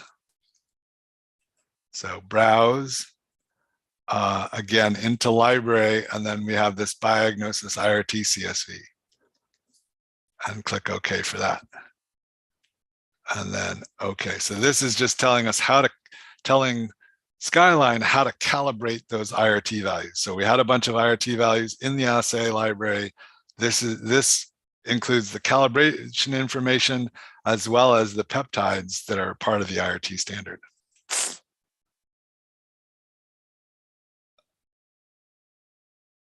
so now it's creating a spectral library to hold all of this stuff that we've just told it. And then we get, oh, and now it's got to re-update that document that was built to match the spectral library. And then we get all these lists, which are actually proteins. But yeah, so there's a bunch of peptides. You can see that the audit log just says, hey, I imported this CSV file, which actually I think it should also contain the IRT CSV that we added. So, but the point of this audit log is just to tell you how to reproduce what I did. But yeah, so now you can see if you click on here, that you get these library spectra. They're very clean library spectra. They only contain the ions that were part of that CSV. And you can see that some of them contain like B5 minus 17. So that's an ammonia loss, right? So there's some losses here. There's some very short peptides, you know, and this one has 2 loss ions, Y4 with a water loss and Y5 with a water loss too. And so all of this information that was in the assay library has been pulled into Skyline. You can see that we have 242,000 transitions. We lost 89, but we got quite a lot in, and it's certainly valid. And so now let us, the one last thing we want to do is, because these peptides have more than 6 transitions. We were aiming for 6 transitions to do our analysis. At this point, we have more. So the library we used is more extensive than what we necessarily want to target. So we're going to go to Refine, Advanced, and we're going to say minimum 6 transitions per precursor. So that means we're just going to throw out any precursor that has fewer than 6 transitions. And we're going to say auto select all the transitions, which is going to reduce these numbers down to 6. So pretty much once we click OK, which go ahead and do because it'll take a little while. In the end, all peptides in this document are going to have 6 transitions, with the possible exception of the IRT peptides, which are our standards. And but yeah, so you can just see that over here we lost transitions, and we have 6 now. And then again, you can see that the audit log, you know, that was a pretty extensive change. We went from 240 transitions to 240,000 to 275,000 transitions. That reduces the number of chromatograms we need to extract. And you can see again, Skyline is just reporting what we did, rather than trying to sum up like, well, we threw out all these individual transitions. It's just trying to record steps that would allow you to go back and do this again later, which can be really useful when you publish your data for a paper. Sorry to interrupt you. Just there was a question to see if you could show again how you did the refine and what was chosen in there. Yeah. Okay. So refine. There's one, and after that, there's one broader one as to how do you generate assay libraries or spectral libraries. Yeah. So spectra. So hopefully tomorrow we'll go through, we'll go through a case where we actually build the spectral library inside Skyline. This is a case where we're going back to a paper. And ever since I started Skyline, I've always been very interested in both supporting, hey, start from scratch, like do my set of steps, but also like, wow, I found this analysis in a paper. I want to be able to analyze it with Skyline. Because obviously when I started Skyline, there were no analyses with Skyline. So I had to put a lot of effort into, exporting transitions for a triple quad, but I also wanted to be able to go back to older experiments where the data was already collected and review them. And we still put a lot of effort into both sides of the thing, where it's like, here's how you do it natively in Skyline, and here's how you get something from somebody else. But I recognize that, yeah, a lot of people are like, well, what if I don't have one of those CSVs? Well, then you would do something very differently. And the thing that we would most hope would work for you would be to go to File, Import Peptide Search, and then you would say, hey, I'm doing a DIA experiment, and you would walk through this set of steps where you gave it search results, which when you click on it, you can see that Skyline offers a lot of possibilities for search results. So this would be your own DDA data. You could have a .dat file, pepxml, blah, blah, and so you would build your own library, and you'd never deal with this CSV file. But the CSV file is how we take something from another tool. So hopefully tomorrow when we get to CelebSec, we'll actually build from scratch. But this is just a nice way to go back and look at somebody else's data and get a sense of how Skyline processes these files. So, but yeah, I'm sorry that this isn't a start from scratch example. Okay, so the last thing we want to do for this template, you'll notice the template doesn't have any decoys. It's really just what we want to measure and the settings to measure it. And then the final thing we want to go to document settings, and we want to click these annotations, and we want to check MS stats and so these are two reports, and then these are the two annotations. So, and then I'll show you. So hopefully everybody's got that. Annotations, just the two that we imported before, and then these reports are the two that we imported from at the beginning. We opened up the file, and that gave us these things. So click OK. And then if we went to view document grid, so document grid is a way to see reports live while you're working with Skyline. You can see that it comes up with this protein report. We can see all 3,866 proteins in our document.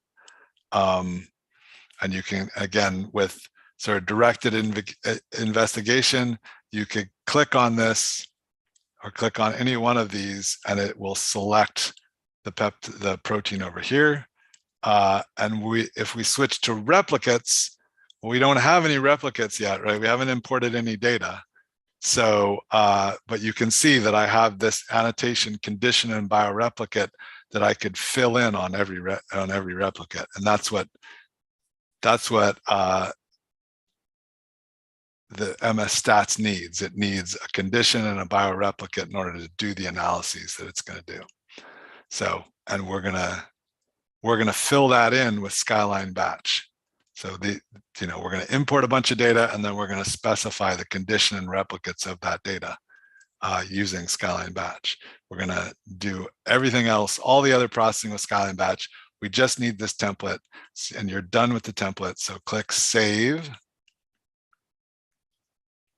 And that's it. You can just close down Skyline. Maybe we'll close the audit log and save again, because Skyline saves your window layout. So that way, next time you open this document, it won't show you the audit log. But that's it for that. I'm going to take a 5-minute break, and then we'll come back and look at Skyline, and we'll set up the Skyline batch processing part of this. Okay, so 5-minute stretch, potty break for everybody, and we'll finish with Skyline batch. So great, thanks. And I mean, I think other people may stay around and answer questions. I'll be back.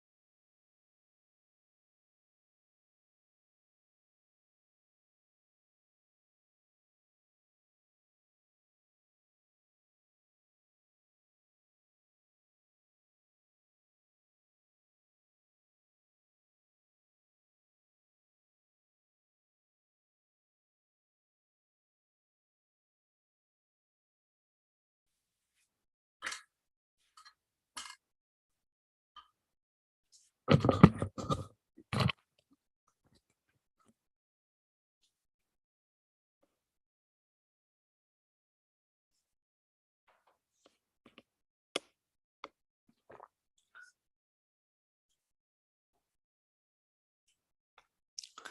right, we got a couple minutes, but I think I'll just answer a few questions. Somebody asked about the eye mobility settings. We didn't use any eye mobility. The eye mobility settings would be for if you did DIA PASF or DIA with FAMES.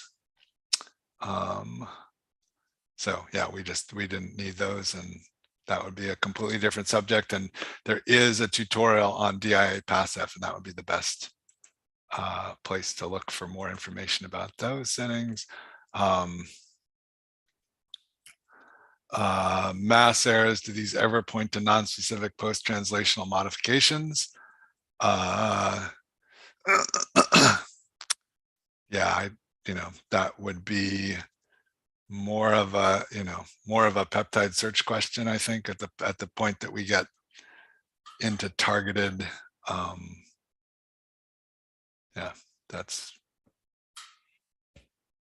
not really something I can answer.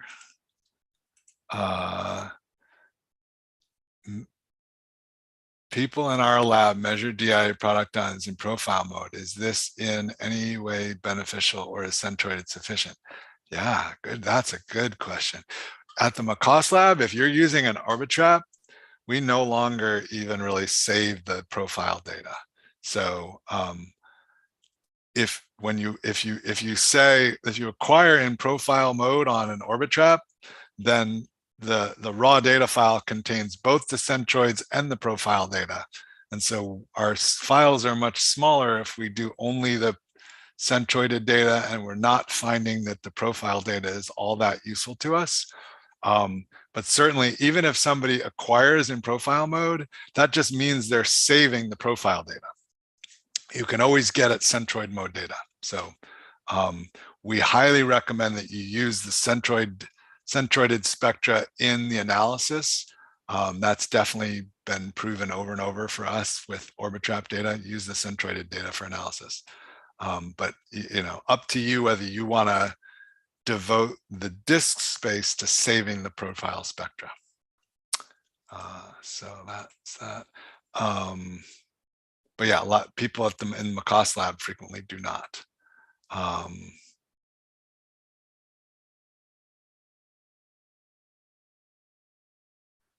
Is it feasible to use Ryzen CPUs with Skyline? Does it make a difference compared to Intel? If it can run Windows, it should be fine. I don't have a direct comparison myself. But if you want to do one, we'd love to hear about it. Does considering A ions help in IDs? Only if you expect A ions to be there. So I don't know what produces the A ions, but we've never done that. So I can't really answer that one.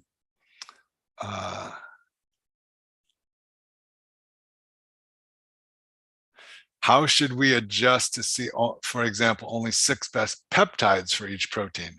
That's a good question.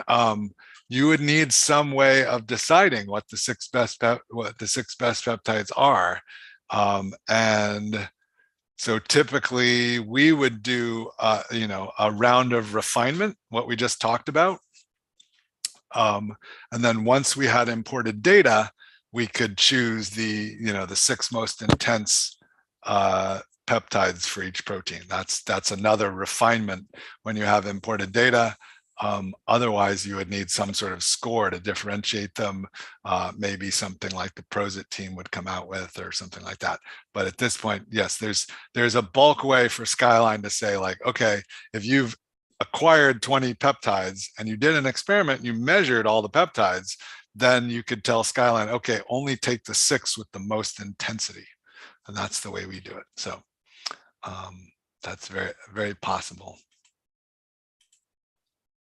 All right, so I think most people ought to be back by now. I'm going to stop answering questions and get on with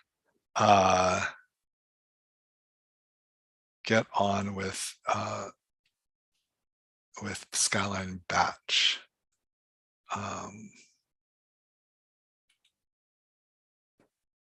So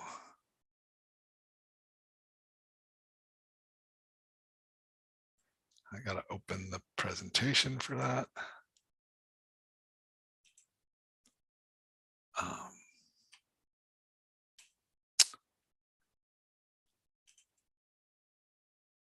All right. So this is, thanks to Ali Marsh very much for creating Skyline Batch. The goal is to make it a user-friendly tool to run simple automated Skyline workflow on many files at a time. So it's not an extensive workflow manager. There's a particular workflow that I found really useful. I used it on a bunch of different experiments, and I'm going to present some of how I used, or I didn't use it. I used a set of batch scripts that I created. So and then I used the same workflow that we then put into Skyline Batch, which I'll present in a second. So it's great for comparing different settings, quickly getting from Skyline template to a full report file. So and then processing that report file with R. All of that is supported by Skyline Batch. And then it's great for overnight processing, where you can just do really extensive processing that you just would be out of the question, or just weeks of work if you were to do it manually in the Skyline UI. So this is the workflow. Hopefully at this point you've done the download of the data, tried it. We just created a Skyline template file, which then Skyline Batch will copy to a new folder for analysis. So we never alter the template file. We make a copy of it and then continue from there, which makes it possible to do 10 different variants on the same template to see how you get the best processing. We import the data files, and then at this point we could create a new refined file, and then we could take that back and do another round, which is not really shown here, or we could export a report either from the original document or the template the refined document, and then at the end we can run our scripts. And this workflow, although it's pretty simple, is extremely powerful, and hopefully you'll get to see just a little bit of that here, and you can read the paper for more details. So the genesis of the batch scripts, so they were written batch scripts, Windows batch scripts .bat files, came when we started in 2015 on this DIA swath software comparison led by Pedro Navarro while he was in Stefan Tenzer's lab, and the outcome was this 2016 Nature Biotech paper.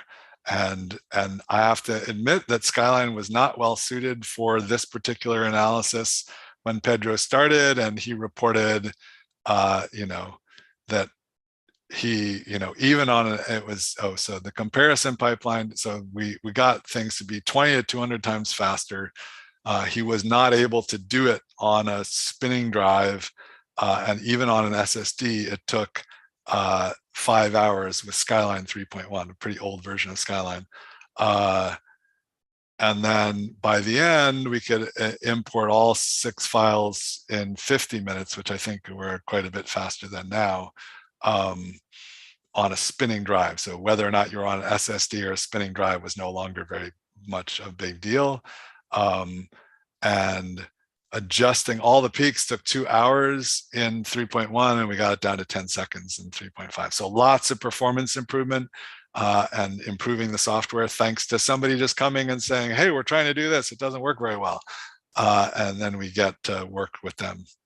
And then Skyline looked bad for the initial, like 2015.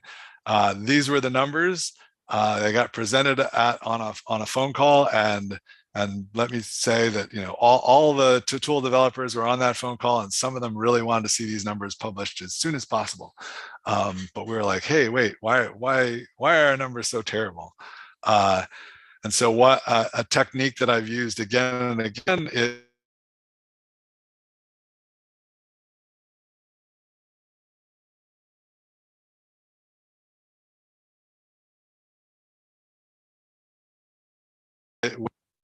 okay, I think I just froze for a second. Hopefully I'm back for you. Thankfully, as Lindsay pointed out, Spectronaut has some visualization as well. So I just looked for the peptide where Skyline was giving it a really terrible score and Spectronaut was giving it a really great score. And I went like, well, how can that be? I mean, they work very similarly.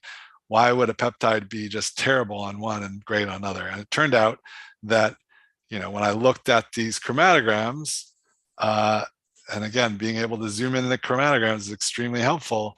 I could see this same peak. Yeah, this looks, this is a pretty good peak, but there's a lot of interference that Spectronaut just wasn't even seeing.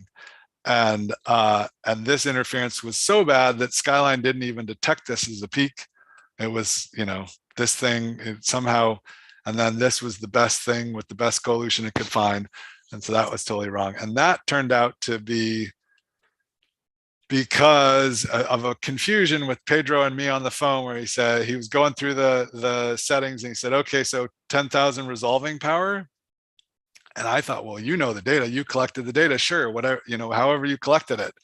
And that ended up using an extraction width that's really wide. And he actually used 30,000 resolving power. And at the time, Mike and I felt like, well, you really want to try to include the whole peak. So we thought this would be these 30,000 resolving power is what we would have suggested at the time. But after looking at these data for quite a while, we found that actually, even when this is a 3-organism mix, it's highly complex data. Again, there's that risk of interference. And so even with profile data, we found that 60,000 resolving power worked better. So just doing basically the full width at half max of the peak rather than the full width of the peak, full width at base. And then what we found worked even better was plus or minus 10 ppm on centroided data. So that ended up being the thing that we went with that experiment. And the way I got there actually was, I started out, pushing data through Skyline and realizing, whoa, wait a second, 30,000 resolving power is way better than 10,000 resolving power. I could see that right off. And after talking to Pedro, I was like, oh, you should have used 30,000 resolving power. But then I wanted to just do an exhaustive analysis where I was doing these 5 different resolving powers, and we actually had 4 different data sets. So that's 20 times I wanted to analyze these data in Skyline. And it was just, there's no way I was going to do it manually. So Skyline already had a command line interface, and I wrote these batch scripts that allowed me to go to bed and come back and fill out a spreadsheet that could allow me to see this graph and see that, actually it's still getting better up to about 60,000. So, and then I did a retention time analysis also. I actually kind of expected this to once I got the window large enough, the number of detections would go down, but it turned out that detections were really quite stable, even out to 30 minutes window were pretty good, but around 10-minute window there was not a whole lot of improvement after that. So, but again, this is like how many points? This is like 10 points, and I was able to set it all up with a batch script and run it overnight. And so I really felt like this, we want to give people this power. And for a while I would teach these courses and go, and here's my batch script. And then I realized, wow, half the people don't even know what to do with this batch script. So that's the genesis of Skyline of Skyline batch. After the full analysis was all done, the peptide count was a little, Skyline was at the top. There's other metrics here that were of interest, but basically, I think we came away from this really feeling like Skyline, OpenSwath, and Spectronaut perform very similarly, and that was the message in this paper. recent comparison in 2021, I was approached again. This actually got published to bioRxiv thanks to these like early publication things. I've now seen several papers that looked, like, whoa, what happened? And it's, ends up being misuse of the software. But bioRxiv allows us to get them out so early.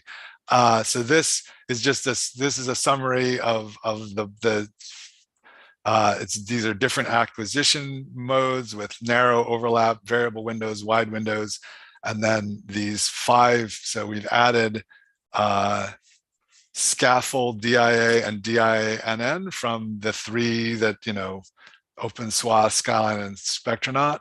And OpenSwath and Skyline look really terrible. And you might go like, oh, well, it's just because they're not keeping up with these other tools. But actually, it was just settings problems. And after consulting both me, the Skyline team, and Hannes Roast on OpenSwath, the results changed to this. And in fact, the authors told me in the end, they felt that the quantitative results of Skyline were really the best, though, the numbers may differ for some of them. But anyway, so that was another, and I used Skyline batch for this as well. And this is a large scale DIA thing. So let's now go to how to, so we're now going to, so that's Skyline batch. It's been used, or there's the batch scripts that I created that Skyline batch should give anybody who can use the UI the ability to reproduce what I do with my batch scripts. They have been used to great effects on these other studies. So let's go back to the machine where we were working, and I'm going to delete this brute. Well, no, I'll just create another one. I don't need to see it. So this, we could, so here is what Skyline batch looks like when you've opened the Bruder BCFG off the website, and this points to everything on the website. And now we're going to create something a little bit more like you might create yourself, where we point to things that are already present on our machine. So I'm going to go ahead and select this bottom one, delete. So I have an empty Skyline batch, and you all should at this point start Skyline batch and make sure it's empty. And actually, before we go on, I promised that we would also look at how to set up R so that it actually can do all the full MS Stats processing. So let's go ahead back to RStudio. So if you got RStudio installed and you got R 4.0.3 installed, then in RStudio you would want to go to Tools, Global Options, and right here at the top it says what R version are you using, and you can see that I tried to I wanted to see how is it going to go if I use just totally modern versions of everything. And I ran into a problem that I'm working with Olga Vitek's team on. But so we realized that, yeah, you really want to go back to, and I'm going to specify an R version here, and I'm going to do this 64-bit version of 4.0.3. So hopefully that's what you installed as well. If you come here and it says your 64-bit version of 4.0.3, then you'd have nothing else to do and you can just wait for the rest of us. But I'm going to switch back to it. And then it says, hey, I'm going to need to quit and reopen RStudio. So that's okay. So you want to see this 4.0.3, then you click OK. And now you have to, for it to take effect, you have to quit. And you can open up in RStudio. So now you have 4.0.3, and for anybody who has not already installed MS Stats, here's how you do it. So when you install MS Stats, you're going to install it into a specific version, and so you need to make sure that you have the version you want in here. Because if you have some other version, you're going to end up trying to install R into that version. So if you had 4.2, you would try to install MS stats into R 4.2, which is not what we want. So we want to try to install it in here. And what we're going to do is click open. And then if I go to my working directory and I go to reports, then I've got this install packages, rpackages.r. And if you open that, now this is good. If you've been following along today, you should definitely see this version 3.2. This is something I had to add last night. So if instead you see this, then go ahead and just add that comma version 3.2, because we want a specific version of MS Stats that is compatible with R 4.0.3. And then you select this first line of text and click run. And I'm not going to do it because I've already done it.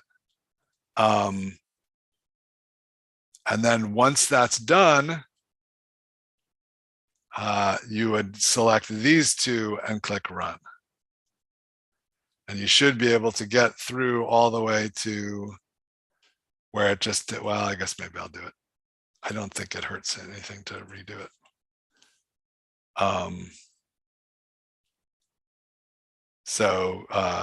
Do you want to install from sources the packages with need compilation? Sure.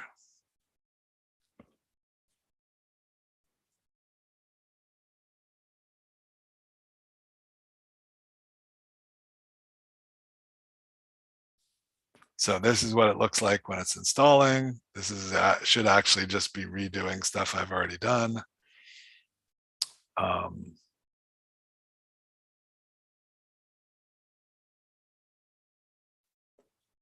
And yeah, so that's done. Everything's done. It says, and then I would just go select this and click, and then the currently loaded. For me, they're currently loaded because I'm installing over the top.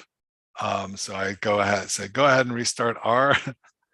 And now it's going to go through all this installation. If you didn't have, so now then it just says it's done and everything's good. So there's no problems. Red text to me is a little alarming, but frequently it's just output and not problematic. So there, I just went through everything. MS Stats is installed. We're not going to actually do any further work in our studio, so I can close that down and I don't save our data. So that's my best attempt at showing you how to get MS Stats installed correctly on your machine. And if you need more help, stick around and we can try to help you after the rest of the session. So let's go ahead and add a Skyline batch configuration. And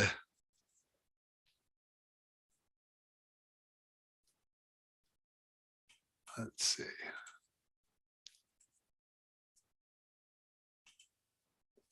So I'm going to name it, I'm going to name it Brooder 2022 so that it could live side by side with the other one that I have. I have to choose a template file. So, and I can just click ... And if I go to the root of my folder, this is my Brooder 2022.sky that I created. That's the template file that we created together.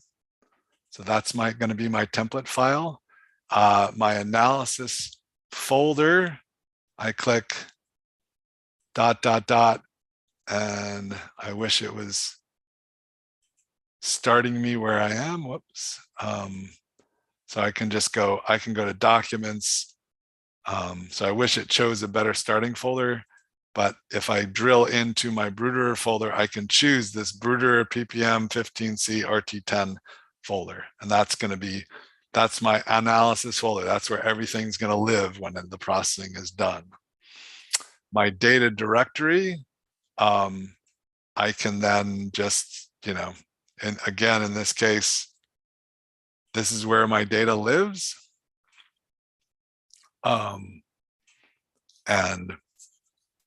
yeah, I could do this. So that, that would give me all my data files. Alternatively, you can see that a lot of these buttons have this button, which means that I want to download this. So let's just suppose that not everybody got all the data downloaded. So let's go ahead and change this to do the data gets downloaded. So you'd click to here, and we're going to add a remote source and call it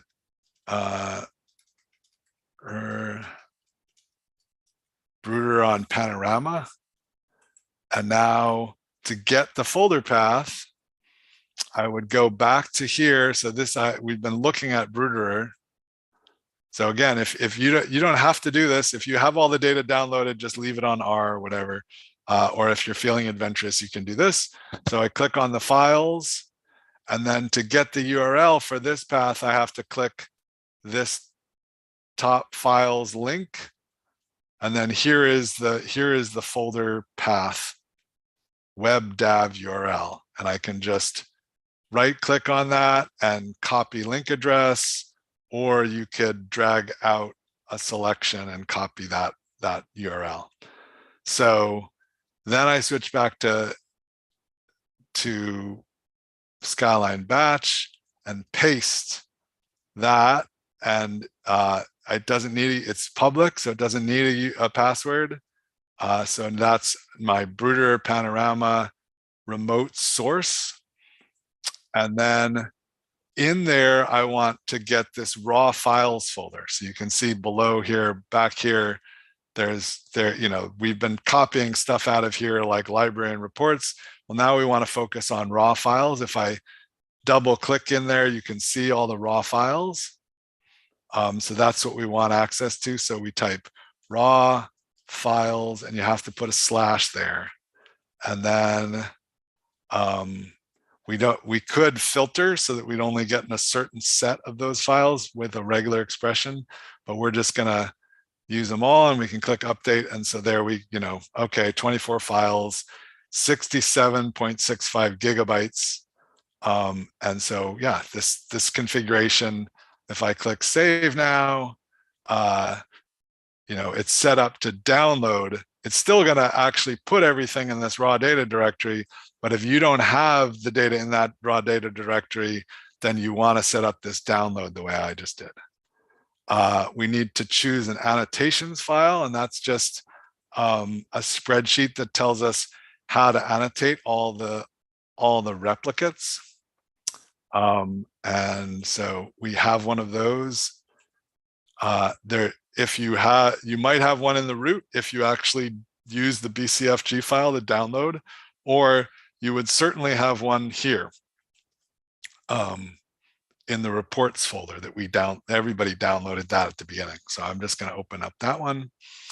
And then we want to give a replicate naming expression. So that is just telling Skyline how to parse the file names and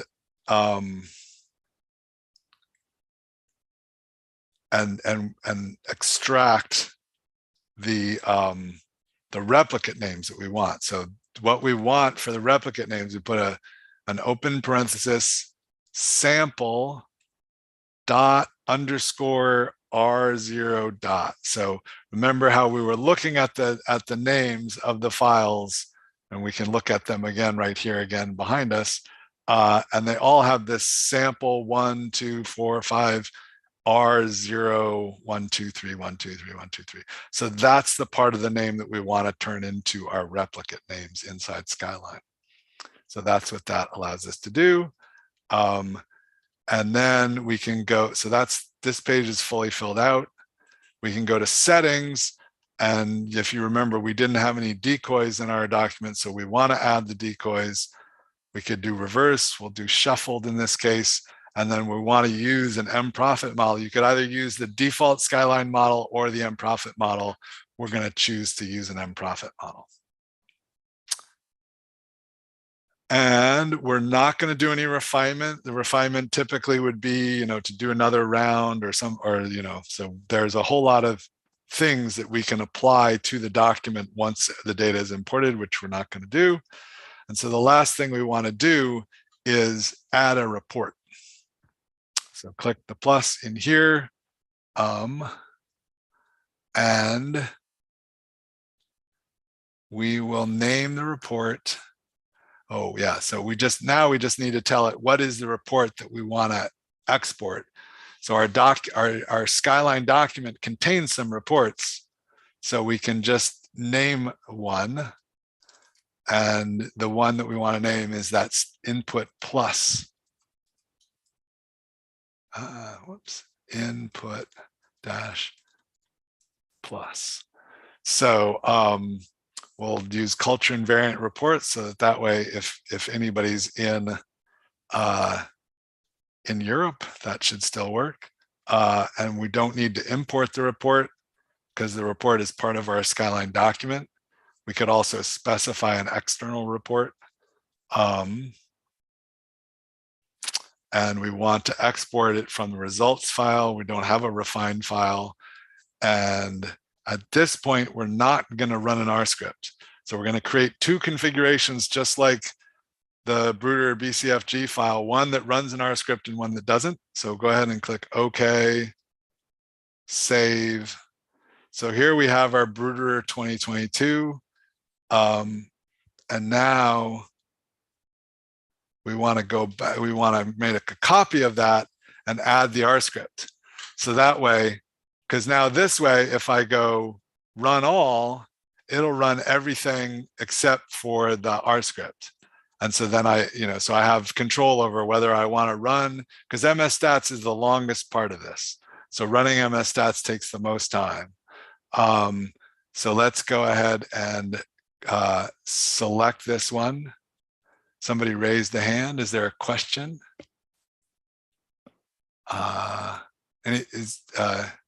Anything? Anybody have anything setting need to be taken care of? If you know, so yeah, there's nothing special that needs to be done for it. Yeah, so we don't need to change if you have MS1 scans. Most people do. At this point, we're just ignoring the MS1 scans. You could adapt the Skyline template to pay attention to the MS1 scans. We can talk about that afterwards, but I'm going to keep going here to end this session with creating a copy.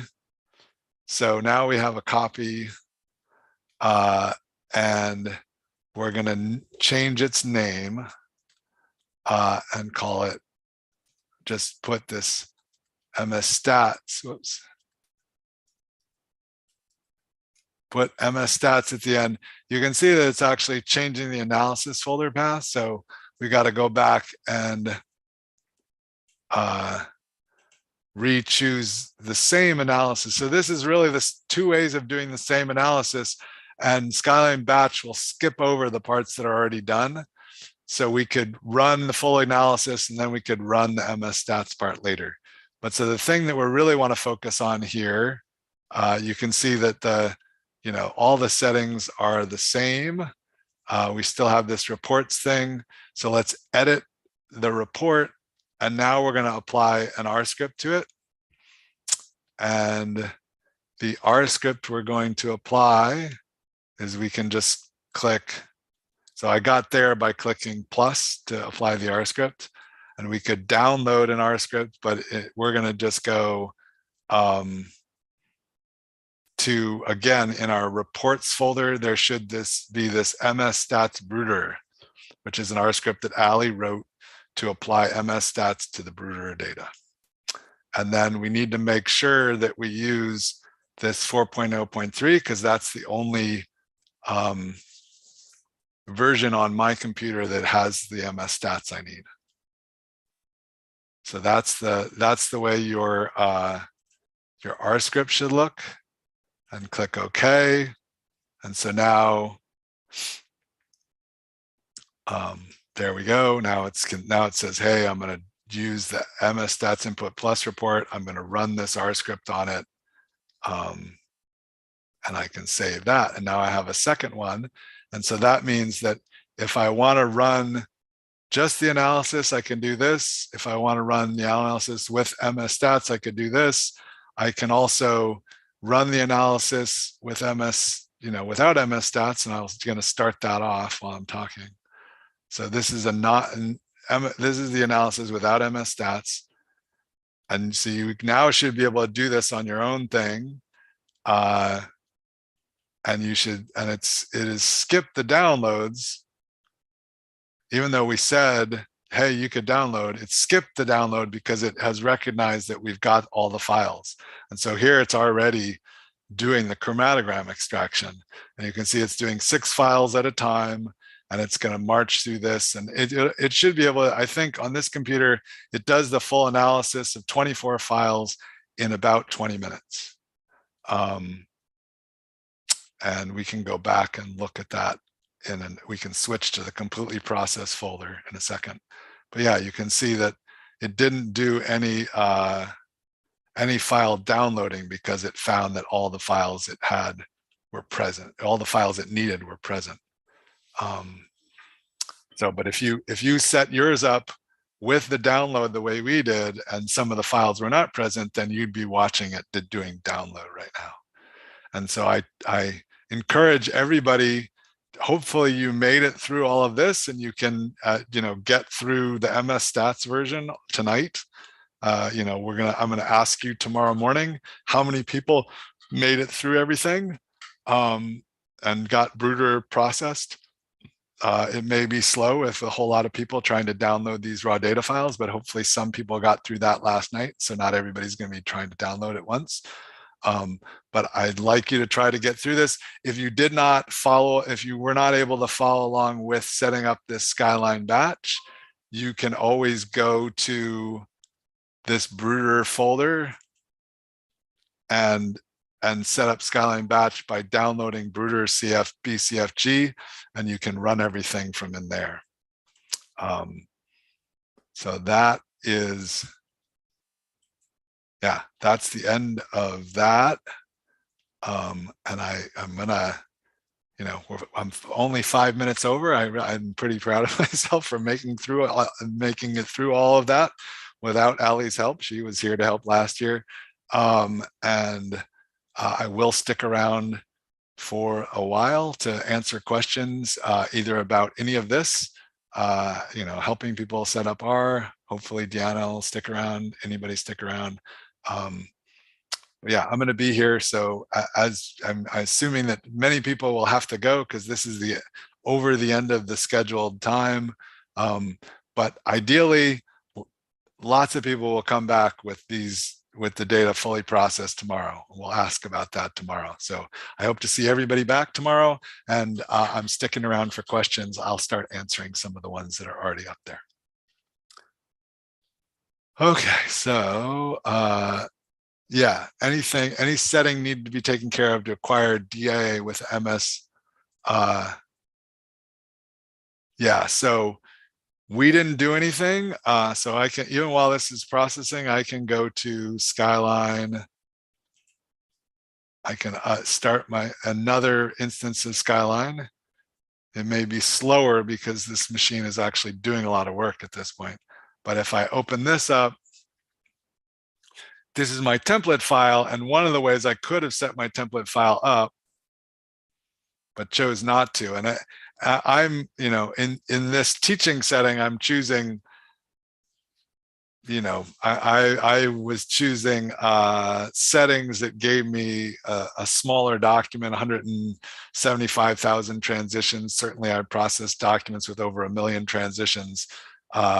But in the teaching setting, it's better to choose small because it processes more quickly. So, but if we went to transition settings, if you have acquired MS1 scans, you're always free to do extraction from those. So we could say, yeah, we're going to do centroided with 15 ppm, we could do that. And then you'll notice that, yeah, we already have the P as the precursor. So if I did that and clicked OK, this may take a little bit because it's got to actually apply this. But I think that you're going to see that we're going to get a bunch of new transitions. And those new transitions represent, yeah, so now we have 263,000 transitions. And if I expand here, you can see that I now have these precursor transitions, which don't have these library scratch marks. These are MS1 transitions, and they're the isotopic distribution that we talked about, that we've been talking about for DDA, is monoisotopic, M+1, M+2. And so we could extract those two, and those would give us new information. They would add some scores to our M-profit model, and they do add a little bit of value, but actually DIA does do pretty well without these precursor transitions. And again, I opted for fewer transitions to make it a little bit more teachable. But that's a long answer to that one. Let's see. When I install MS Stats, I got this message: installation path not writable, unable to unpack packages. Yeah, so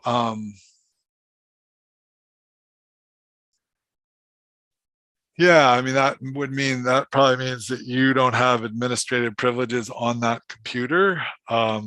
Usually there's some way, and I'm not sure, you know, it's unfortunate that I don't have an R expert with me. Usually there's some way that you can install, I think I have some, but usually you can install, so here's R. You can get it R to install libraries into your documents folder. And I don't know exactly what you have to do on RStudio to make that happen. But I don't have a better answer for you, but I would Google this, you know, hey, we couldn't, not writable to my program files. And I'm sure it will give you some instructions for how to write your libraries to your documents folder.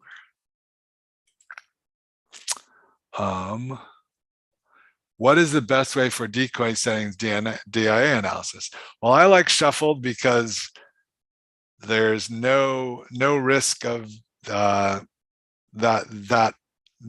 actually being something meaningful. There are some search engines that will add they use reversed peptides for decoys, and so if you then use reverse of reverse, now you're using forward. But just in terms of the analysis we're doing here, actually reversed and shuffled would work, you know, I think statistically indistinguishable from each other. So yeah. So what we did is fine. You could have had it be reversed for that purpose.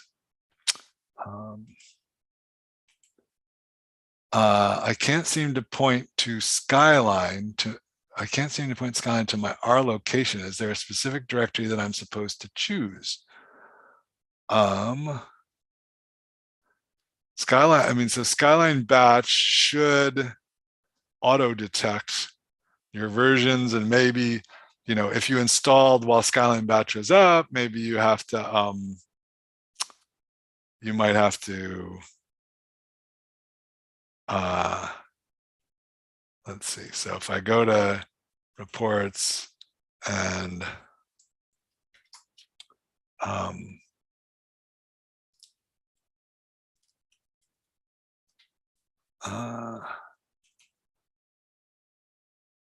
then if I add an R script, so I assume you're saying that, hey, my R version doesn't show up here. The R version I'm expecting doesn't show up here. You can add an R location, and then you point to the R location. And if it really truly is, so that's one way. Like, it may be that your R location is actually under documents. Yeah, so this is showing under documents. you know, if you're like, oh yeah, it is under documents and this is my R location, I want this 3.5. If it really is an R location, yeah, it says no R installations were found. So if it really is, Skyline batch will go, oh, there it is, great. So that's how you would add an R location if Skyline batch is somehow not finding yours, though it generally does a pretty good job. And I saw it have some trouble picking up 4.2 right after I installed it, but after shutting down Skyline batch and coming back, it eventually picked up that R.2 was on my computer. So that's about all I can tell you about that one.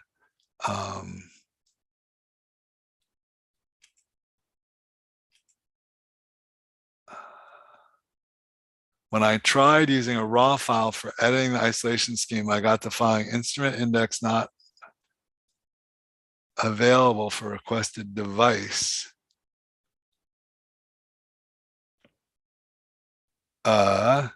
So presumably this is not our raw file. This is your special raw file from your computer and from your instrument. So I would just say, that's great to post to the Skyline support board. If you're not familiar with the Skyline support board, it is actually the people, most of the questions on it get answered by the Skyline developers. So if you go to Skyline, actually right up here, you can click support. And then this is the Skyline support board, and we highly encourage you to, you know, I'll try to announce this to the class as well. We highly encourage you to post requests there. We answer them really quickly. If you view this list, then you can see that at this point, there's been over 4,000 requests that have been answered. Nick does a lot of the support, but you know, the rest of us chime in as well. So I would say, if you're really getting that, yeah, what is it? Was a Bruder file? It was a Bruder file. Boy, I have no idea what, you know, what instrument index not available for requested device. Yeah, I don't know. That sounds like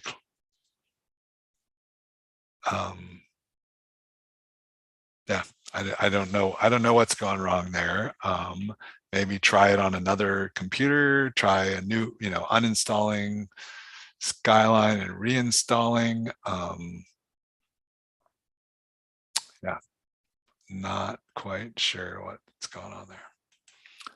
But again, you could use the support board if you, yeah, and somebody could help you run down what's going on. To follow up, add R location, can't find R in folder R4.1. I use regularly and successfully installed MS-DATs. Am I out of luck?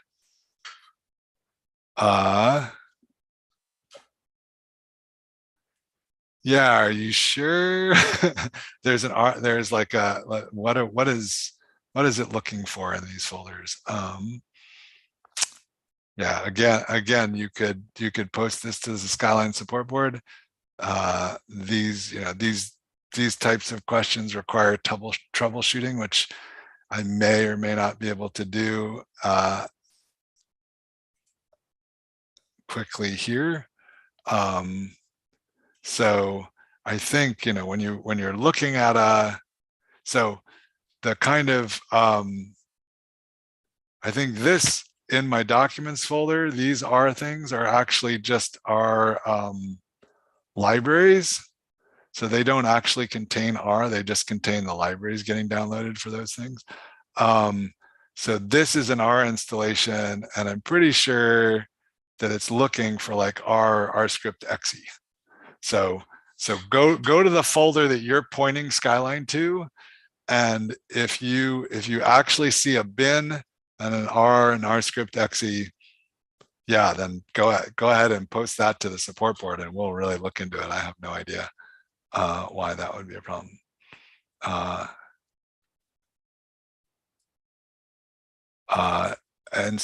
Issue to install R package despite having 4.3 on RStudio, just got error message. Any trick?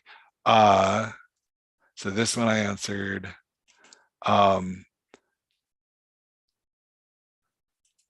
So there's somebody saying, hey, I have R4.0.3 on RStudio, and I just got an error message trying to install. Yeah, I think Lawrence Binscheller. Can I actually find you? I could make you, let's see, are you still there?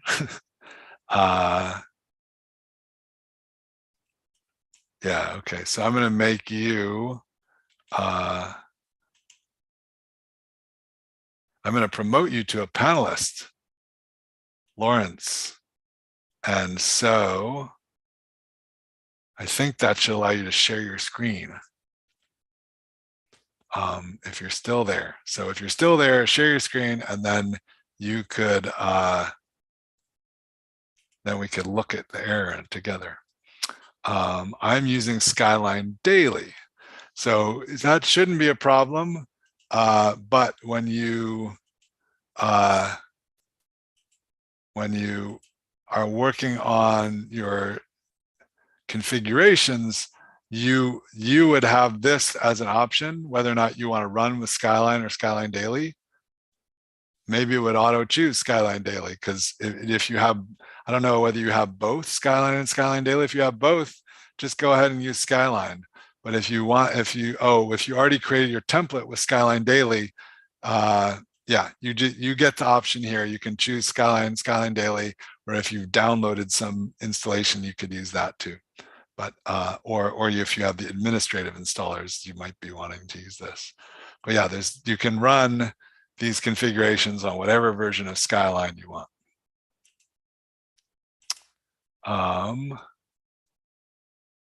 What does data mean in DIA or DDA? Thanks.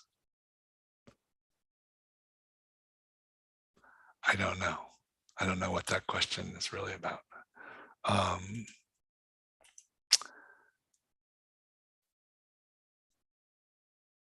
Okay, so the question is, how can I make IRT CSV file and what is in it? Generally you wouldn't need to, and you would just go ahead and choose one of the options. When I sidestepped choosing one of the options and went directly to importing that. I think that was to avoid a bug that hopefully is fixed, but I didn't have time to test it. But yeah, so typically you would not need this. Here in library, we have this Biognosis IRT CSV. And, you know, it I think is actually pulled from the Biognosis IRT standard specification. And it's just a small 34-line thing that specifies all 11, and it actually only specifies 3 transitions for most of the peptides. So it's just saying, hey, this is what I want to measure for my IRTs. And if you choose the default, then you'll get what Skyline has. And if you just choose, I said, before I chose the CSV, I say you could choose this 11, and then I didn't, and that was because there was a bug in that last year. I think it's probably fixed, but I didn't retest it. So really, the answer to that is you should not need this, but if you do, there's a copy of it, you know, and this is just as usable. You know, exactly this CSV is just as usable by you anytime that you feel you want to include the IRTs when you have an assay library. This is a usable artifact that has no relation to anybody's system or anything like that. So you have a copy of it now, you know where to find it. It's up on Panorama. We downloaded it here today. So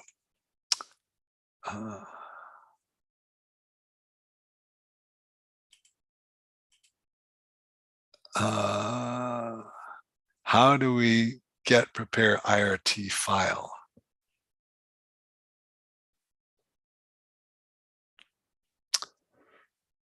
I mean, this IRT file, I'm not quite sure what that's saying, but anyway, so yeah, IRTs are a whole other subject, and we could, I've spent an entire hour trying, explaining it. There's a whole tutorial on IRT, and I would say, I would also still highly recommend doing more of the tutorials. There's actually, there's both a webinar on IRT. So this is the IRT webinar, and this is the IRT tutorial. And then inside the tutorials, I just highly recommend this DI data analysis tutorial, which has, was recommended. And then there's several webinars that go with this tutorial. So.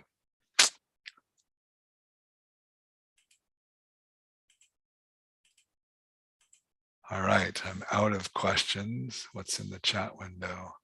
I'm going to head off. Okay. Yeah.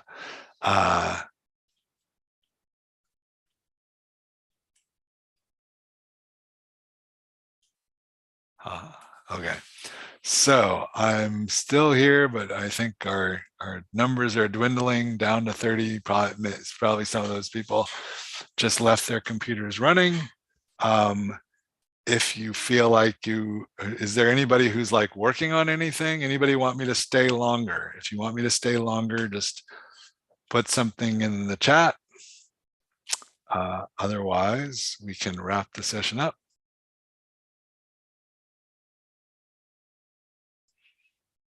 All right. Okay. Thank you very much. All right, cool. Well, so we'll be back tomorrow. Give it a shot and try to get your data processed overnight. Using your configurations or the BCFG file downloaded, but try to get a fully processed.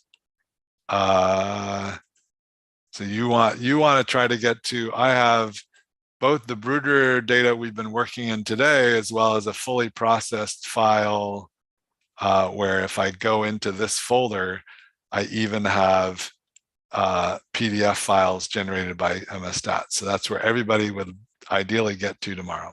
Good luck. Bye. Have a great day.